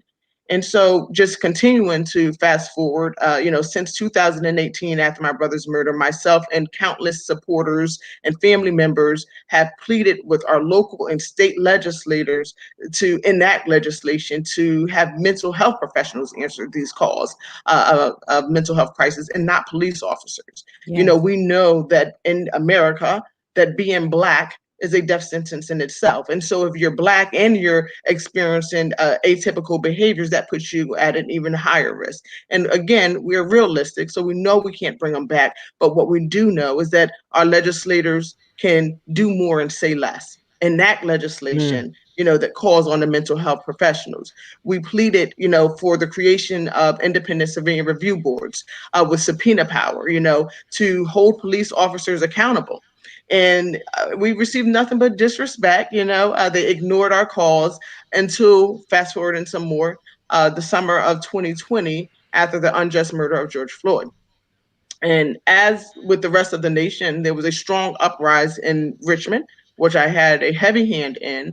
And, as we continue to mobilize day after day, finally legislators reached out to me and said, that Marcus alert that you were calling for, we need to have that. And they said, I want you to work with us to create a bill, for the Marcus alert, and work with us on a bill for independent civilian review boards, and work with us on a bill to end qualified immunity. And what we essentially saw was that our legislators, it was very performative. It was definitely performative, because they waited until things got out of control, and fear, pricked them before they said, oh, let's work on these things. But what we ended up getting was weak, watered down legislation, or they killed the bills altogether, and it was those moments, that myself and so many others said, what? It's time for the rise of a strong independent party, because we can't keep doing the same thing and expect different results. And, at that time, I personally did not plan on running for governor. We were doing everything that they told us to do. I spoke before General Assembly, everything that we were told to do, and it wasn't working. And so I came to the conclusion that we cannot keep begging our oppressors to be our saviors, because they simply won't. And, it was during those times that I said, we have to expand our fight from the streets into the seats of these key elected positions in order to claim the full course meal that we all deserve. And that's what brought me to the point that I am now. Okay. Wow. First of all, Princess, that was a lot. And thank you for giving us the background on even what got you to this place to run. You said we got to take it from the streets to the seats, and that's very important because especially somebody who's been through it, right? You handle the situations differently. The Marcus alert, that's a big deal, because so many situations, so many times we've lost our brothers, our sisters, family members, most likely always Black, when they're having a psychotic episode, they're shot. They're shot. They're not treated as anything else. They're shot down. And so having somebody else, a professional, a behavior professional, psychologist, or whoever who needs to come out there and handle that situation will be so much better. But it's crazy that they would, and they would be performative, because it sounds good, especially with the last situation with George Floyd. Let's hop on the train, but once it slows down, let's back away. So you stepping into a position where you can make it definite, where you could possibly make it definite, where we're changing things is great. So you are running again as an independent, and you're running under the Liberation Party. Could you explain the Liberation Party? Absolutely. So in a nutshell, as the chair of the Liberation Party, as the first candidate running under the Liberation Party, we are strong believers that liberation is a human right, not a privilege, and that must be reflected in our legislation. So when we say that liberation is a human right, not a privilege, we're saying that access to housing, that is something that no one should be denied. Yes. When we talk about food sovereignty, that is something, access to healthy foods is something that no one should be denied. When we talk about healthcare, and Medicare for all, that is something that no one should be denied. What we're essentially talking about is humanity. And that's what our, that's one of the key pillars of the Liberation Party is humanity and equity. We are basically fighting for our basic needs to be met. If you heard anything that I just said, that's at the bottom, of Maslow's hierarchies of needs. And it's very is concerning, it's problemsome that we have to fight for just our mere existence. There is a clear divide, there always has been, between the haves and the have-nots. And what we see is that this two-party system continuously throws us crumbs, and we deserve, and we are here to claim the full course meal. And so, again, what I saw working with a lot of these legislators is that they continuously put politics and profit over the needs of people. Looking just around the primary time, we had 2 other Black females who were running very heavily on being the first Black woman, which that is not at the forefront of my campaign. You can look at me and tell that I am a Black woman, right? However, they pushed very hard for being the first Black woman and spoke very negatively about Terry McAuliffe, who was a former governor and who won the primaries. And within less than 24 hours of him winning, they are now Team Terry McAuliffe, and you hear nothing else about a Black woman needed to be governor. So again, the contradictions and the hypocrisy, and them playing on the intellect of the voices of the unheard, I will not sit silently on. And we, the people, have a lot of power, and we will continue to enlighten, empower, and mobilize people beyond the boundaries of the Commonwealth. And Princess, you're, and I'm going to let my co-host get in on there, but I just feel some energy right here. Your audacity to some will be radical, but this is not something that is radical.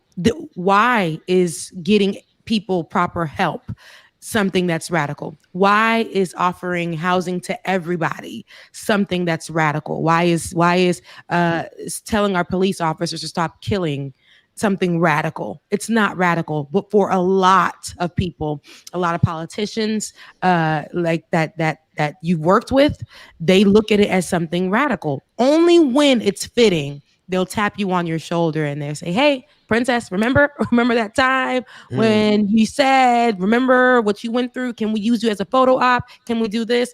So for you to separate yourself from those 2 parties and say, I'm about liberation, and that's what I stand on, they're going to look at that as radical too. Historically, we have other people who've done the same thing, separated themselves from these 2 parties to do something outside of that. And, I applaud you for that. Everything that you said just now, there is nothing wrong with anything that you said, not one thing. So I'm excited that we were introduced to you. I'm excited that we get to know who Princess Blanding is. And I hope that everybody who's watching understands what she meant. I want to throw it back from the streets to the seats. You understand? Like, people who have relatability, who understand, those need to be the people in the seats, because those are going to be the people who are for the people. I'm gonna give it over to DJ Exclusive, DJ X3C. What's up? Princess, thank you so much for joining us this morning. Thank you for all your work. Now, let me ask you, I know this weekend marked the 5th year anniversary of the Pulse shooting, Pulse massacre. Being part of the LGBTQI plus community myself, it was a lot. And I saw that Biden recently spoke up saying that there needs to be new gun reform laws put in place. And he actually said this on the day, and also mentioned that the memorial would be deemed a memorial. What are your thoughts and feelings on Biden's gun reform plans, or what are your feelings on the gun reform plans, period? Right. So I'm gonna be very honest, and this may not sit well with some people, but post the unjust murder of George Floyd and the uprising that I was right in the center of, at least in the city of Richmond, I keep myself in a very realistic position. And being Black, as I stated already, we already have many targets, aimed at us. And what I refuse to do is to be a sitting duck. I have a family, and I will make sure that I protect my family. And so I am licensed to carry a firearm, and I will make sure that I, do so, and I make sure that other people understand their rights. So let me not go too far to the left. I do support gun ownership, and I believe that we need to get to the why variable. See, the Democratic Party does a great job pushing out the narrative that they want to push out. Eliminating guns is not the solution. I'm from New York. There's something called the black market, okay? And so a person that wants to get their hands on a gun will get their hands on a gun, but we need to get to the why variable. Why is all of the, the crimes happening? And until we start addressing things at the root, we're going to continue to get the same, the same results. And, I want to also say, kind of comment on something that you talked about, Rebecca. They can say that I am radical. I say that I am realistic. Okay. Yeah. And oftentimes the narrative is pushed out that, supporting a third party or will split the vote. Okay. Right now, the Democratic Party is scared, and they should be. Okay. It is due to their continuous failures that I, myself, and so many others had to rise up. But if the true fear of the Democratic Party is that voting for a third party would split the vote and give it to the Republican, then show it. Get behind me, tell Terry McAuliffe to step down and to support me, and they have every bit of power to ensure that that does not happen. And so narratives are very important because, again, it's easy to point the finger at the third party candidate, but the Democratic Party needs to take responsibility. They must take ownership, and they have every bit of control in ensuring that the Republicans do not win. Support me. Period. Support Princess Blanding. Ben, get in there. I have to tie what you're saying together there, because it's not radical because you're basically asking for survival. Right. Right. We're asking for survival. Housing, clothing, food, education, healthcare. That's not radical, but you're having to run because neither party was actually dealing with the issues of survival. So your existence in this political space is the result of the fact that these parties aren't taking care of what needs to be taken care of in terms of the people's survival. So in terms of everything else that you're saying, whatever problems that they have with the idea of a third party splitting the vote, the question is why are you more concerned about that when you haven't shown any concern about our survival?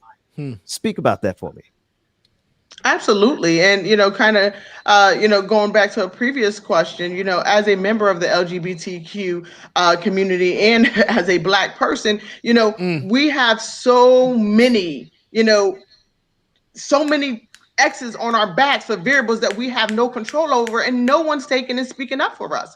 No one's standing in defense of us. I look at over the summer during the uprising, not just in Richmond, Virginia, but across the nation. How many politicians did you see take a stand for the many LGBTQ members who were being targeted, the many Black and brown people who were being targeted? Not one. There are so many people in Richmond, Virginia that were facing felony charges. There were so many women, father, children, who were being attacked by the police, and no one stood up for us. So again, I say, as I said earlier, why should we continue to do the same thing and expect different results? Why should we continue to vote blue no matter who, when that is causing us harm?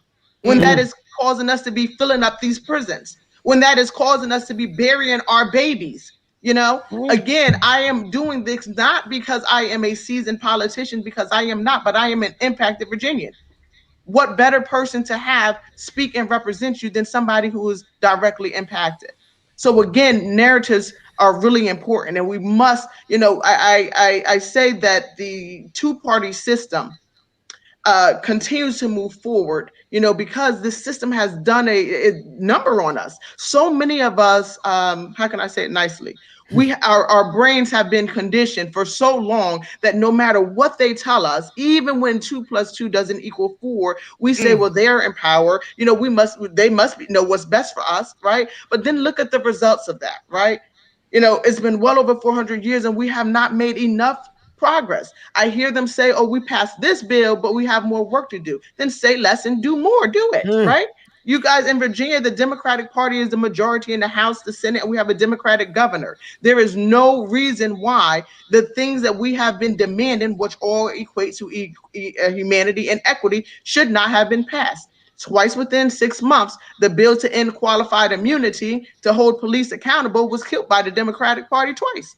So again, why would we and why should we continue to vote blue no matter who? But until we get out there and enlighten, empower, and start mobilizing people, they will continue to move forward. I will say that it was very hard for me to get on the ballot. It was very hard. That was no easy task at all. But because we did not have access to funds to purchase voter registration information, we knocked on every door. We didn't know if it was a red or a blue door or an independent door, but that worked in our favor because people across party lines, once they heard what we were about, they were very supportive. They embraced us with open arms, and we will continue to do what we do best, which is boots on the ground and mobilize the Commonwealth. Yes. Say less. Say less, Do princess. more. Look, say less, princess. Okay, this is more. where we're gonna listen. I'm putting you up there with my other folks. You know, my Nina Turners. You know, my Cori Bush. Because I love the empowered women who step in there, and then these women who've been in the streets, who know the life, who've experienced loss, who've experienced homelessness, who've experienced immigration issues, who've experienced everything, you know, and they're the ones that are in the seat because they can move at a place where they understand instead of people who just don't care. And it's as simple as put, it can't be vote blue no matter who. It just can't be that. And I remember that being a thing and being said. And I understood it at that time a long time ago, but we have progressed since then mentally. You know, we're liberating our minds. You know, shout out to the Liberation Party. So definitely, if you guys are in VA, Princess Blanding is running for governor. Please, please, please support. Where can they find you, Princess? Yes. Absolutely. You can probably find me knocking on your door because I stay boots on the ground. But for more information, you can visit us at www.princessblandon.com. Our team is very responsive. I answer a lot of the email calls because I believe in communicating directly with Virginians. And so visit us on our website for more information or to reach out to us. Yes. And where can they find you on social media if they want to follow and follow everything that you're saying and doing as well? Yeah. Absolutely. So, man, am I not the tech savvy person? I'm gonna tell y'all right now, but hold on. I'll let you know I'm so not tech savvy. Well, we have your Twitter handle. Is that your Twitter on screen now? Friend Blanding VA. There we go. You got it. There it is. So it's on the screen now. Blanding VA. That's my weakness. I am so not tech savvy, but there we go. Thank you. We got you. And before we leave, I was talking about accents today, and I hear a few from you. Is there something Caribbean in there? Is there a Caribbean drip in there? Is there what is it? I'm from New York, and my students always pick on me about my New York accent, but if it is, it may be. I just got to do my ancestry.com research. Right. Because you're giving a little Baltimore, okay? You're giving New York, but you're giving I don't know in New York, but we're all the Caribbean. A little British, a little Brooklyn in there. Yeah. I lived in Baltimore for 4.5 years. That's where I went to school. So you're picking it up. You're picking it up. I just heard New York come out good too. Yeah. So and then now you're in Virginia, so you might give us a little Virginia country something. It's we worldwide. We talk about she were international. Okay. There we go. I love it. That's right. So thank you so much, Princess Blanding. Princess Blanding for governor in Virginia. Definitely check her out with the Liberation Party. It's something new. It's something fresh. It's something innovative, and it definitely will get the people going. Okay. Yes. So thank you once again, Princess. You enjoy the rest of your day. Thank you, Princess. Thank you all for having me. Take care. No problem.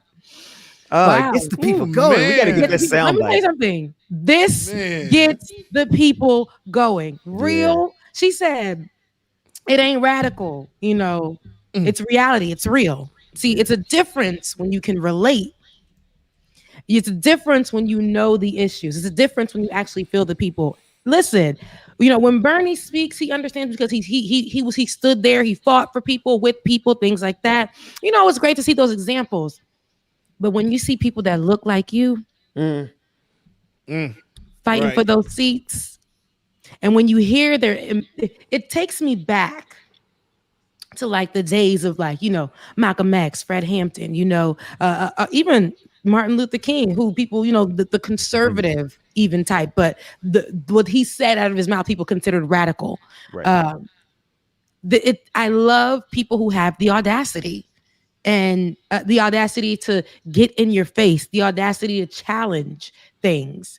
And her to be a Black woman, her to be a part of the LGBTQIA plus community, her to have had to deal with loss at the hands of police officers taking away her brother Marcus David Peters, her fighting for putting a bill in place to protect Black people who may have mental breakdowns just on the way home. Simple as that. When police arrive, they shouldn't be the ones on the scene. Professionals should be the ones on the scene. Yes. So shout out to the princess, man. I don't know. That was listen, y'all know I love when a Black woman come on and speak. Okay. And she was very liberating. I feel free. I feel like it was great. All of our It was Virginia awesome. supporters, check her out. You know, we have them. They're those VA, of us baby. who have a good following from Virginia. Believe So, that. You know we VA. got a lot of folks from VA. Yes, yes. Right. So all of y'all who I know, I want you guys, I hope that you guys felt Shout out to empowered. the Virginia crew. Yeah, I hope that you guys felt empowered. Shout out to what's his name in Virginia? Look, Dwayne, if you Tiger watching, is. okay. Tiger already sent a super chat saying, please let me come work for you. And so Tiger, Nice. Reach make out sure to that her. you hit her up. Go to her website, send her email. You never know what might happen. Yeah, definitely reach out to her. And Dwayne, if you're watching, you as well. Like check her out Nah, as Princess well. was on fire. Yeah. Princess Like, was literally. like she's the truth. And Wherever we can get her them people too. a lot of heartbearn over there. Oh yeah, wherever we can get her, she about to shake things up. She's shaking the table. She about to hit Oh, yeah. white folks in the trachea. Okay, she about to give them a real good one. So, yeah, so exactly. They're gonna You ready, be like, man? You ready, man? I'm not racist. Bow. Love it. So look, there's so much more that we have on our radar today. I just feel really empowered from that though. That was Yeah, beautiful. like for real. That was everything. I don't know. I don't even know where to go. Look, I don't know where to go from here. There's so much. How do Right. we just pivot into something else? Like, This where my you just God. this is where you just sit and bask in the glory, right? This is where you just sit. The glory that is Black women. Black Yes. women. Is y'all doing y'all damn thing? Yeah. Appreciate y'all. Yeah, y'all are. Y'all are. Yeah. Y'all are dope. Just gotta Married sit the there and dopest. bask in it. Black women. Black women. Black women, black women, black women. Just we like need balls. we need the freestyle jazz club kind of spoken word music. All you heard was Ben in the background. Watch me talking. You see, we need to set the vibe. We need to set the vibe. That was We me gotta have too. some music. I was like, Because she was all I Baby needed was was some hurting. incense. It was a little bit of- poetry. it It was- was the songs of Solomon. It's It was poetry Yes. emotion. It was giving us what needed to be gave. Okay. It was like It was an inconvenient truth. yeah. It was reality. it was It was reality. radical. I loved it, man. Wow. Like I it or wasn't not. expecting that because I was like, we don't know her, but this is gonna be a beautiful what you moment did to there, get to know somebody. And dang, I love getting to know people. If y'all running for something and you Black, definitely reach out to our show because I would love to get to know you. And I hope that you're running on But you not gotta know everybody your because issues, David though. is gonna vet them. David is gonna vet them. 'Cause Not Yeah. everybody it works, but And we David will check definitely your vet Twitter them. timeline too. We need to know where you at. We need to know what kind of like if you're a liberationist, if you're seeking the liberation of all people, cool. Ben, you're seeking the liberation of all people. When she said that, I Yeah. thought of you. I thought of I was like, ooh, they share the same, ideals. Because Ben, I know that there was at one point you used to consider yourself a free man. Are you still a free man? Oh, I'm the freest Black man. Say that. brother. we only gonna get freer from here. Yeah, that's it. Okay. And Because the one- more and one day, I'm I only as free as the people around me are free. So I got to get y'all free. I was about to say that. And one day, I gotta get too y'all shall be free. I will be free. We get from y'all the free. chains of chains. corporations. But watch how this works. We're gonna use this show not only to get y'all free, but we're gonna get y'all peoples free. Oh, We're gonna spread liberation through this show. I'm just anybody. hallelujah. Do I have a Feel it in witness my out there? shama.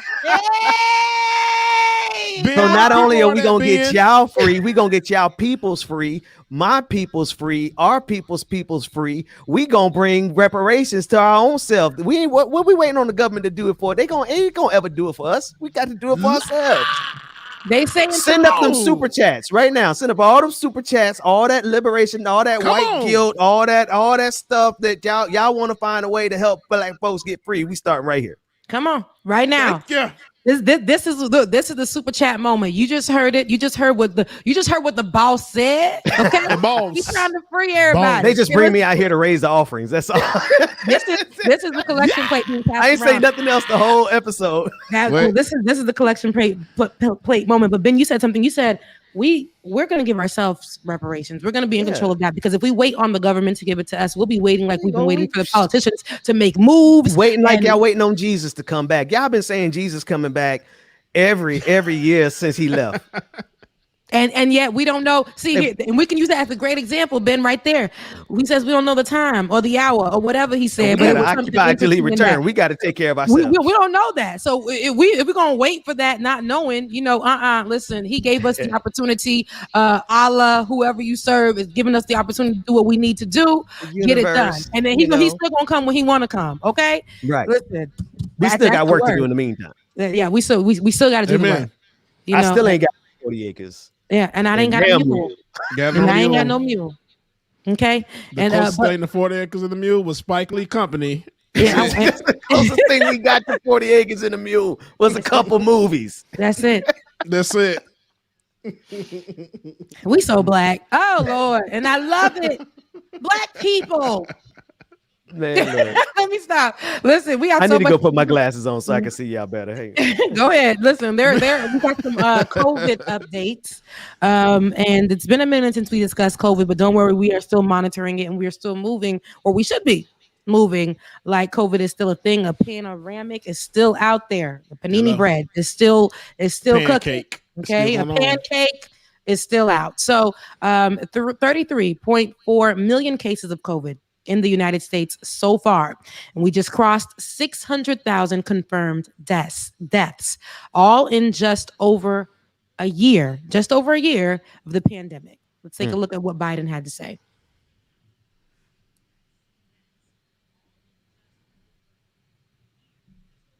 I think there's a possibility over 2022 going into 2023 that we would be able to be in a position to provide another billion, us. But that's not done yet. I've been very careful as I've dealt with this pandemic to tell you what I know and say what I thought could be done. And when I've announced it, I've gone and done it. What I don't want to do is be getting too far ahead and suggesting that we can do things and I can do things, the United States can do things that I don't have done yet. So there was a clear consensus among all our colleagues at the G7 that this wasn't the end. We were going to stay at it until we were able to provide for the needs of the whole world in terms, because look, it's not just the right thing to do, and from a how can I say it, from a moral standpoint, but it is also the correct thing to do in terms of our own health, our own security. You can't build a wall high enough to keep out new strains. You can't do that.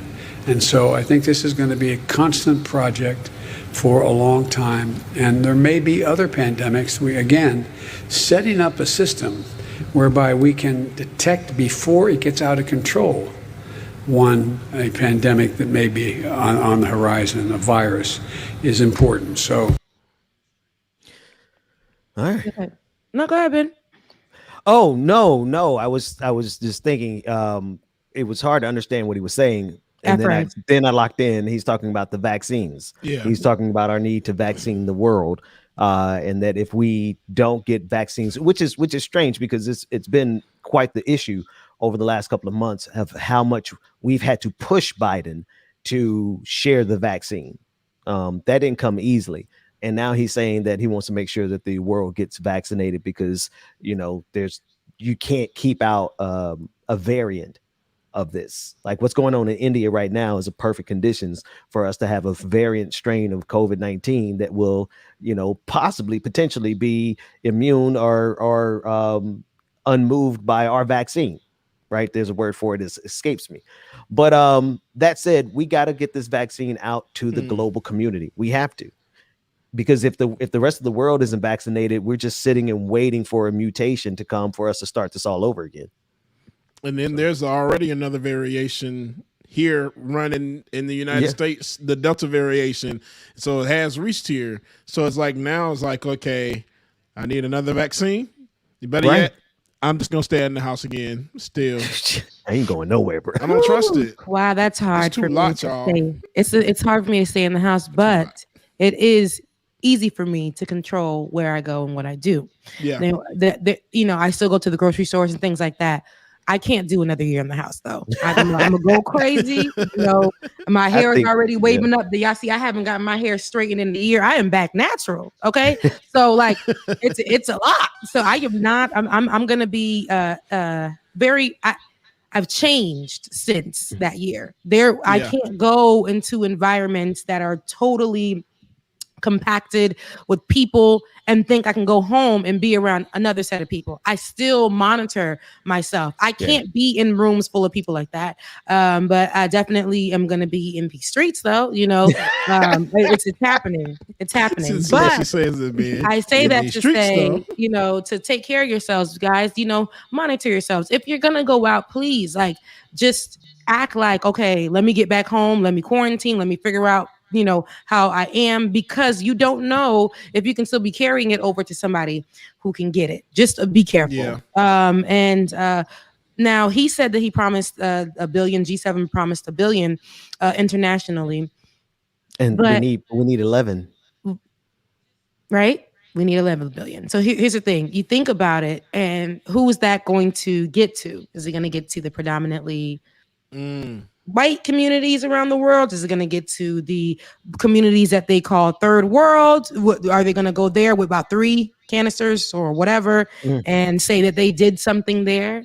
We know how they move out here. We know how they work. They so just give us enough to keep us hanging on. And for people who want it, I know there are people around the world who really want to feel safe, and what's funny is they're giving stories and about people who are vaccinated and still getting COVID, which nobody ever said that you can't get COVID if you're vaccinated. They say it lowers your chances. You will not die. It lowers your chances of death, and it lowers your chances of coming to the hospital or giving it off to other people. But nobody said it's not impossible, right? I saw a whole doctor break it down, and that wasn't said. It's something to protect you and also to protect other people.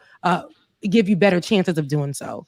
And then why wouldn't you want that than getting it and possibly dying, or giving it to someone and killing them, especially a loved one or a friend? So they care about their children. Who was that? Representative Park Cannon last week you had on? She said, I believe that she was the one that said that they had to pass legislation to stop putting their children in these labor camps. Yeah. And they didn't do anything after Sandy Hook, after all those children got killed. They don't care about their. It doesn't matter children anymore. So what do you think they care about our lives? Right. Yeah. Sorry. No, you're right. They will make it something that it's not. And like I said, I have no issue with those who haven't gotten vaccinated, as long as you're doing what you need to do. Still acting like the pandemic is a thing, keeping yourself safe. I am all for that. And being mindful. And those who have been vaccinated, still moving in that way as well. I still wear my mask when I go out. Most of my city is vaccinated. So a lot of people don't wear their mask anymore. They're going back to the signs that say, if you feel like you got a headache, a cough, a snow, whatever, don't come in here. But how you know somebody ain't lying? Those kind of things. But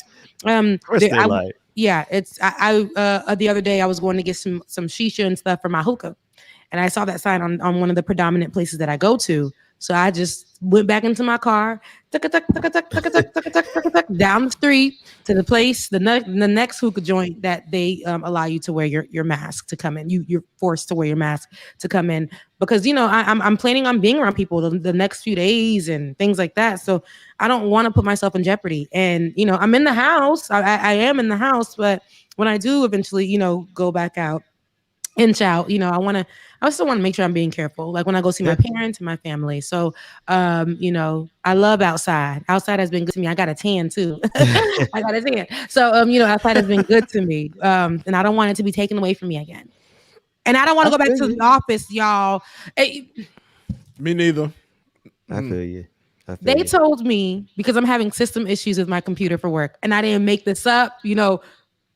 I didn't make this up this time. God has been good. System issues have been as a result of them. Okay. Oh, okay. Go ahead. Nope, I didn't. It just be happening. It just happens, right? So this particular time wasn't something I clicked or nothing. It was as a result of what they told me to do. Broke down my whole system. Then manager had a meeting and said to us, "Hey, if you have system issues, that's the quickest way for you to be placed back into the office and forced under the hours of 8 to 5, 8 a.m. to 5 p.m." You better figure those system issues out. No, I don't have to figure anything out. You're not going to force me to go back into the office because Hello. y'all not fixing my system. That's Wait, one. they're talking about actual. Okay, I get you. I get what you're saying. Yeah, like they said, if you have multiple system issues with when you work, then we work from home doing this. How many system issues in the mornings may we get sometimes? We had every day, but we got to keep it moving. Some days, my bootleg AT&T internet just decides, hey, I don't want to work for you today. I don't want to do anything. The wind blows on the east, and it tells my system to shut down. Okay, so listen, internet is pretty bad here in this region. Yes, and working from home, they should know that. And if they're not paying for my internet, if they're not paying for my cell phone they bill, paying for your internet? And why aren't they paying for? Why haven't they given us a phone? Hello, me neither. I'm using Why are you subsidizing your companies? And they expect me to answer the phone when they call. This is my phone. Yeah, and my phone's hanging up on people. I have a system where if the number is unknown, sweetie, I don't know it either. I don't pick it up. Okay, so they don't understand. If you don't have a system put in place for us, we're working at home, and you're saying that we're not being productive. This is taking me back to the conversation that we had at some point last week. You're saying that we're not being productive. In reality, we have been so productive working in these at-home spaces that we've made you guys richer during the pandemic. We have made y'all richer during the pandemic. Y'all have made the most money, which allowed you guys, some companies, to be able to bring back on the employees that they furloughed or the ones or give them bonuses while they were out. So don't think that we played this stupid game. A lot of people just think, oh my God, I need my job. For them to have that conversation with me, or with our team, it was to put fear in us.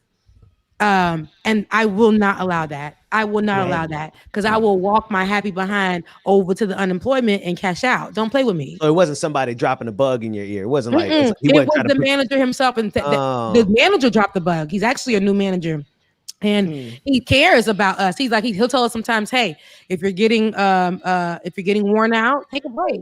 And I think people are telling him, hey, pup your brakes, boy. We slaving them boys.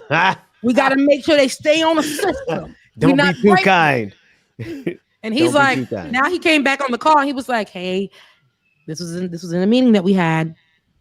They said the quickest way for you to get back into the office is to keep having system issues. And you're forced to work the hours of 8 to 5. They didn't say, if you have children at home who can't be home without you being there because you don't want them to go back into the school spaces, you'll still be forced to come back into the office. This is what I'm talking about. There is no this person may have a life. What is their pandemic life looking like? What is their what's happening with them? They don't their care about anxiety, your mental their health. mental health after the pandemic. What does that look like? Can they survive in the space of corporate offices right now? Can they? Twitter said Twitter said and did something really good, even though there are things I don't like about them. One thing I do love is the beginning of the pandemic when it happened and people decided to stay home. They said the ones that went home, during the now, you don't ever have to come back. You will never be forced to come back. We will still continue to keep your job, keep you here, because we understand. And that's what a lot of jobs need to understand. All y'all new kids that's applying for corporate and stuff, y'all know y'all might have to go back. But us who have witnessed and had to go through it and been home, like, no, there is no way that you can give us something like this where we are mentally stable, more mentally stable. The stress is still there. Don't get it twisted. We can be burnt out at home. There are times I'm like, I really sat in my home in the same place for almost 12 hours. No, that does something to you as well. So I walk over to my balcony. I'll, do some bird watching. I'll listen to the air. I'll watch white folks wearing weird outfits. Go over to Old Navy. I'll hear the kids at the pool area. I'll read a book. I'll do things like that. I will take a nap. I will take a nap, and there is nothing wrong with taking a nap. I will get on my stove and cook, and I don't use my kitchen much, but I'll do that for my mental stability. What can you do when you are in the corporate office for your mental stability? They like we were just talking about. Remember, Bubba, last week they let you out twice in the day. What'd you say for recess? To go for recess. We're in like a jail, and they let you out twice in a day. It's either like we're in jail or we're children. They really want to have that ownership of you in corporate offices. They want to watch you and make sure you're doing right. And I'm a grown-ass woman who is still doing her job from her house, getting you paid, making you more of a $1 trillion company. Respect me. Facts. Let my ass stay home. Let me tell you something. You know why they let those Twitter folks stay home? It wasn't because he was trying to be such a good guy. It's because he knew now that everybody tasted the freedom that you get, there's no way those well-to-do white folks who work for Twitter were going to ever come back. Rebel, baby. Listen. Those white folks are going to rebel like hell. Listen, let me tell you something. Even us, black folks got a little taste of the crib and was like, hold on. Wait a minute. I took a nap. Ain't nobody called me. Hit my phone up. On the stove. The chicken is out the freezer, defrosted. Laundry is done. And I got my work done. The house is clean midweek. Oh God, I had time. The time that we invested, all the time that we waste walking around. They used to make us walk around the office building as a breather. And it was like robots walking. Whoa. Were y'all in a group? Oh, so they would like have us on a break and we would have to pair. We wouldn't have to pair up, but we would do it just to be like human interaction. Wait a minute. It sounds a little bit like elementary school and Handmaid's Tale. Imagine Handmaid's Tale. Oh shit. And then people who had a particular phone company, your phone didn't work in the building. Imagine being there for over 13 hours because you got, just throughout the day for over 13 hours because you got ready 2 hours before work. Me, I'm going to go with the face. I'm going to go with some hair. I'm going to go with some heels on, so I make sure at least that makes me feel good. Walking in, clickety clack, looking cute. Hey girl. And then by midday, I'm like, get me out of there. There used to be times they know at that company that they stress you out so bad that they said, you can have drinks towards the end of the day. What? Yeah. They said 2 drink minimum. I used to go. What the hell? To the bar up the street. Me and my coworkers, and we would just be drained from the day. And we'll tell the lady, Senorita, hit me. Just like that. And I would be like, and we'll make sure that one person doesn't drive. So that means doesn't drink so we can drive back. But I'm like, Senorita, just hit me. And then she'll be like, si, senorita. And she'll just be giving us our drinks, man. We be on them like, and then we get back over there. Thank you for calling such and such. Hey, what's up? Like, what's up? Hey, listen, ma'am, we didn't ask for this. You can't pay. You can't. I don't have time for it. For the rest of the day, that's what you're gonna get from me. It's the stress of it all. But at home, we go through the same thing at home. But at home, it's like I get to force myself to be it's like, no, Rebecca, shake it off. Yeah. Go look. There is light outside. Don't work in the buildings that ain't got no windows. That's the Oh devil. my God. You spend the whole day thinking that That's it was the devil. dark and the sun been shining. And by the time you leave, it's nighttime. You came there Yeah. in the morning. When you left, it was nighttime. Nighttime. It's a sick system. It's like prison, how they put people in the hole. They put people in the hole, bro, and they tell you to come out and be okay mentally. Ain't no way, Ben. I ain't going back. I ain't going back, Ben. ain't going Just back, talking about it bruh. right now. I ain't This about going to be the most back. revolutionary show on the Hey. internet. Ain't And going back. then what Liu Kang just said, and then if I'm 2 minutes late coming back from break, you taking notes. Trying to write me up for something. Oh yeah. Oh, I had so I'm in many after rules. call for 5 minutes. And I mean, I'm not the one that goes through that. I'm the one that monitors that. But hell, I'm gonna be straight up honest. I let these people take their time. Y'all get cussed out. Y'all call bees, hoes, in words with the strong ER at the end. Let these people ER. rest, man. I'm gonna let them rest. Y'all I take love y'all it. 10 minutes. Mental Y'all do it. health is it's wrapped up in this whole thing, and we expect people who come out of the jail system to just come and be able to assimilate and be okay mentally, and throw them in the and be like, you know, they're reformed, right? Oh, they're you know, but you guys broke these people. Do you know that the system Right. breaks you? And this system, the same jail system, or treating grown folks like they're children, or the ownership of a predominantly Black crew, right, by white folks, like white corporations. It's sick. It's sick. You say that you need to watch us. It's sick. You act like we don't have families that don't see us, my God, today, that don't see us ever. We got to come in and give them a kiss good night, because that's all we can afford to do. A kiss good morning and a kiss good night, because we couldn't spend no time with these damn kids. By the time the weekend comes, we tired. I ain't even a mama, but I know the struggle, Benjamin Dixon. You know, I know the struggle of us not being able to build with our partners, to build a relationship with somebody, because you have no time for them. And you missed out on a good man. The pandemic, the pandemic slowed my ass down.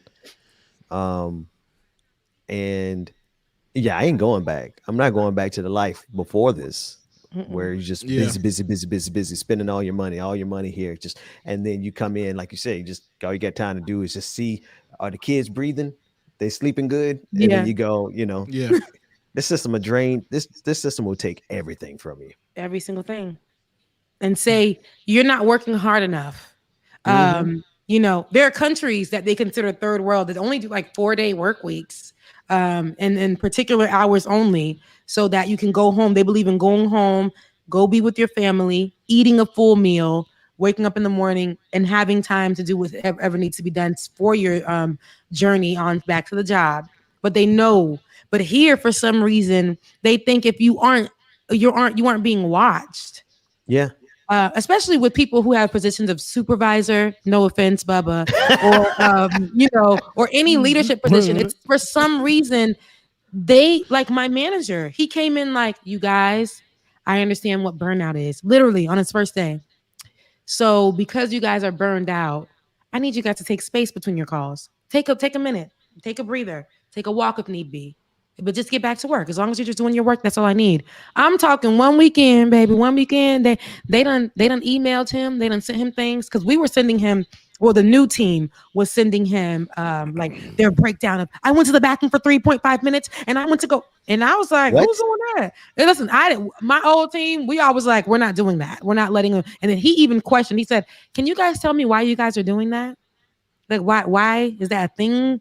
And they all were like, we were told to do that by the boss, sir. And I'm like, and he's like, y'all don't have to really come at me like that. Calm down. It's okay. Just tell me when you're having like your system crashes. That's it. Like when you've been down 20 minutes or more. That's it. But is he a good cop in a bad cop kind of situation? No, I think that he was recruited because he was such a good person and he wanted the position and he's been there for years. They recruited him. Now they're trying to mold him into the white supremacist way, into the corporate way. And because he literally came on like he didn't know none of this stuff. He didn't know. And he's been with the company for years. And he's like, hey, chill. I've been with the company for years. I know what burnout feels like. And what you guys are doing, and you guys are telling me, oh, you went to the bathroom or you went to go feed your kid. No, I have kids. Don't do that. All of a sudden, They done scared him. They probably told him, "Hey, we put you in this position for a reason. You want it or not. You want They it or don't not." know how to do. They don't know how to treat people like human beings. They know how to treat us They like know. cattle. Yep. Yeah, And the that's what they did rebellion, with me. though. The rebellion. You give us a little bit, like I was discussing the York statue last week, and how York went on for the Lewis and Clark expedition, experienced freedom for that time, and then came back and asked for his freedom. He's like, hey, I done did something for y'all, fought for y'all. I felt freedom. I was free. Can I get my freedom? I did you guys a favor. Can you do me a favor? I experienced freedom and I don't want to go back into slavery. They said no. They said no. And we experienced our mental freedom, our physical freedom from the job space. And we're here, right? We're at home. There is no way that these people expect us to come on. There is no way that these people to expect us to come back into office. We experienced freedom and we were still willing to do the work, right? In this mental freedom that we've experienced. We're not totally free, but we were still willing to do a work. There is no way, there's no reason why you guys should want to chain us again. But the reason is they want full control over us. They want to say that our workers are in line. They want to say that we've made them miserable enough to not want to lose their job. So, Whew, it is a crazy mixed up world out there. It's a doggy dog world. But they want to own you. Yep. Because that's all they know. James, you were about to say something about that. Oh, just saying that the same thing. Oh my gosh, it sounds so much better because I don't have a dual echo in my ear. That's what we were listening to. Yeah, it is because of that second music channel, so I think that's what it is. Okay. But yeah, I don't hear it anymore. But yeah, that's the same thing they basically did with me. They tried to, I mean, any of my previous jobs. Y'all see how I am. I think everybody sees how I am. I'm a nice guy. I'm stern on my stuff, and I give my directions and orders or whatever you want to call it, like needs to be done. But I know burnout. I know mental health is important, and these people have families, lives. They go through stuff. I go through stuff. Yeah. So why not treat them like they do?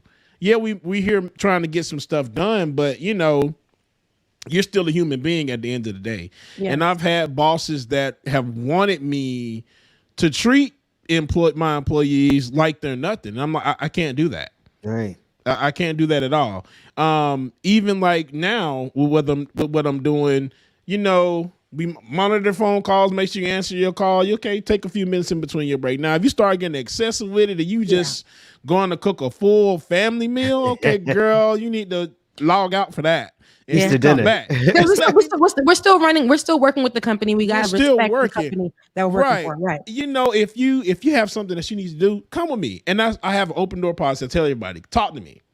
I have no judgment. If you got something that's going on, let us know, because we don't know. And my God, just doing that and listening to a lot of the stuff that people went through during this pandemic, I don't see how anybody can force anyone to come back into an office or do a half of this stuff that they're doing. And what's funny is they monitor me, right? They monitor me outside of the job, but they can't touch me because I've read the rules, I know. So they monitor me, and they see during the beginning of the pandemic, I have tweeted a lot about mental health. And I tweeted about mental health in the corporate space. I tweeted about us not knowing what's next and, how your company is dealing with it. People were sharing their stories with me through social media. I tweeted about particular companies disrespecting their employees during this time, not listening, right?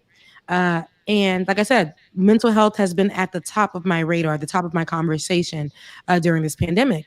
And so all of a sudden, I decided to take a break, and not even for a long time. I didn't even get an opportunity to do that because paid wise, because they were like, is something really wrong with her? And I'm like, I need a break, yo. Like, this pandemic has worn me out. And do you think I want to hear people crying about not being able to pay a bill? I don't, because I'm going to let them pass. I'm going to find a way to get them through. And I don't want to be reprimanded because I know that we have options to get these people through. And that's what was happening. I needed a break from all of that. So, you know, they decided that I needed to go to a psychiatrist. Not only did I need to go to therapy, but a psychiatrist. They said, okay, you going to therapy. Okay, you could take a break. Then they said, in order for us to pay you though, you need to go to a psychiatrist to make sure that you're really crazy. That alone can make somebody crazy. Right. I needed a mental break, and you guys wanted me to be sick. You guys said that I had to be mentally disturbed, uncontainable, not able to move without medication in order for you guys to pay me to take a break. And when my psychiatrist, who put me on 2 medications that I didn't take because I knew nothing was wrong with me, but she's like, this is what we're going to have to do in order for you to get paid, sis, gave the information to my job. And they told me that that wasn't enough. And you guys, I was out of work. They didn't pay me. And I was continually going in the system and still doing my thing. They did not pay me. And if I would tell you guys for the amount of time, y'all would be shocked. But I ain't even going to do that. And I still was given all of this here and going there, the best that I got while they were investigating. And they didn't pay me. So when you get done with them, I'm gonna definitely we're gonna drag them Blizzity blast, like for real, man, to the end of the universe and back again. Yeah, it's been a journey. And you know, like I say, I know I come on here looking as fly as I do. I make sure that I'm kept together. But the unraveling during the pandemic was serious because not only was it from the pandemic, it was the personal things, the personal relationships that were breaking because, you know, as a result of the pandemic and us being together too much or not together too much. It was then the relationships with your friends, you felt alone. It was so much going on, and I needed to step back and sit in my issues so that I can bring myself together. Therapy definitely worked for me. Even my therapist was like, girl, if you don't take a break from that job, sis, listen, this is how we're going to do it for you to get paid, because I know how that certain corporation does. And now they're offering free therapy. Why? They're offering free therapy to everybody for the year. Why? Because they want to make that the excuse for you to go back into the office. Yep. This company, y'all. All these companies. Yep. All of them. It makes no sense at all. Yeah. Yeah, they just want you to work and bleed. They don't care about they want anything. Your soul. They want soul your soul, bro. Mine. Right. You have some joy. Your joy is, I mean, anything. You smile. Sucking it dry. Right. And then got the nerve to micromanage. Like, bro, you put me in a position to do this, but now you deciding to micromanage me. You know what? I'm taking off tomorrow. Yeah. Oh, exactly. I'm calling out tomorrow. So it's funny you say that. I haven't taken any time off, right, from the job since, you know, the year. I keep looking at my system. They got it as though I took off certain amount of days, a certain amount. I calculated, and I'm like, I got all my days on purpose because I'm going to be taking a lot of days, half days, and things mid-year on down. So, but they have it where they framed it as if I took so many days off. So, you know, I hit up HR and I'm waiting for them to respond, and they haven't responded. But if you think that you're gonna let that slide, if you think I'm gonna not take those days, you got something else coming. I got screenshots with my original post with my days on there that have magically been removed. Better keep those receipts. Don't play with me. Pas jouer avec moi. You better say that. Listen, I know that we had the stream still up. I know, and this is going to be y'all free show for today, you know, for the week. So definitely head over and shout out to all of our Patreons who shared the show with you guys today, who were like, you know what, the show was just rolling. We're going to let it roll. Shout out to them. Y'all go thank the Patreons. But definitely go to a like it or not. patreon.com/like it or not, patreon.com/like it or not. If you're not a Patreon, or Patreon, I don't know the way, the particular way to say it. Patreon. Look, Patreon. Patreon is the website, and Patron is the. Okay, so if you head over. I don't know why they make that distinction. Look, I used to say the same thing. Bubba, can you do it like you do? Because I can't. It's giving me. Y'all make sure that y'all go join, support. y'all like what y'all hearing, like what you seeing. Patreon.com/like it or not. Patreon.com/like it or not. Where we're finna tell the truth and not care who doesn't like it. Or not. Yeah. No, I messed it up. No. Oh, good Lord. Well, today, wow, I thank you for letting me get that off my shoulder. It was a lot to bear. Okay, You were carrying it. It was a lot. You know, they wanted to make me crazy, Ben. They wanted to put me in a straitjacket, Ben. I know I'm crazy. I ain't that crazy. Okay. Listen. Don't ever let the white man try to put that on you. Don't ever let these corporations try to make you something that you're not. You're beautiful. You're smart. You deserve a day off. You deserve a day where you come in. You are recovering from a mental breakdown. Okay, you deserve that day. There's a lot that goes on in our lives. There's a lot that we got to deal with, but you deserve your day. My college professor shouts out to Kenneth Jones over there at Florida A&M University. He used to always tell us, hey, take a day. Take a day. Take a day. You deserve to take a day. So anybody who's watching right now, if you need to take a day, take your day. And don't, but if you know if your job is kind of fishy and they might fire you, I ain't tell you. You better get your ass to work. Don't take your ass to work. Right. Take your ass to work. Because we ain't hiring. They ain't even letting you say you got COVID-19 no more. They ain't even let you say you got COVID. Y'all listen to Rebecca if you want to. We ain't hiring over here. Hey, look, you can't say that you've been working from home and did not sneak no days off by saying you had COVID-19. With that being said, I love you guys so much. Enjoy the rest of your day. Make sure you follow Like It or Not on YouTube. We will see you guys tomorrow. Mwah. Love y'all, mean it.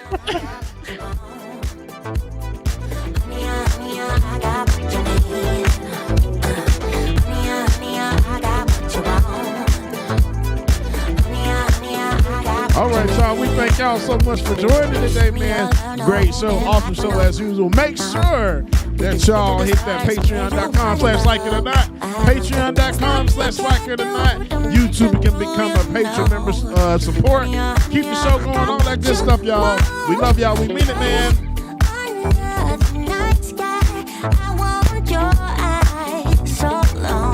Shout out my brother Rico in the chat. What up, Rico? I always get mine. Don't play with me. So do you want it? Do you want it? Can you feel me? Can you feel me now? Can you handle it?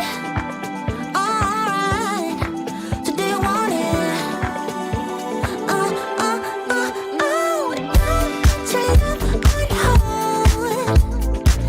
All right, y'all. Let's go and do it for your boy DJ Exclusive. Woo, we will see y'all in the morning, man. Make sure that you hit that like button, subscribe, share, comment. Hey, 8 more subscriptions. 8 more. I said 8. 8 more is all we need, and we'll be at the 1,000 mark on our Like It or Not page. So make sure that you subscribe, hit the like button, share everything, y'all. We will see y'all in the morning. We're on the clock with Jordan Ford. Going into Like It or Not with Ben, Rebecca, and myself. See y'all tomorrow.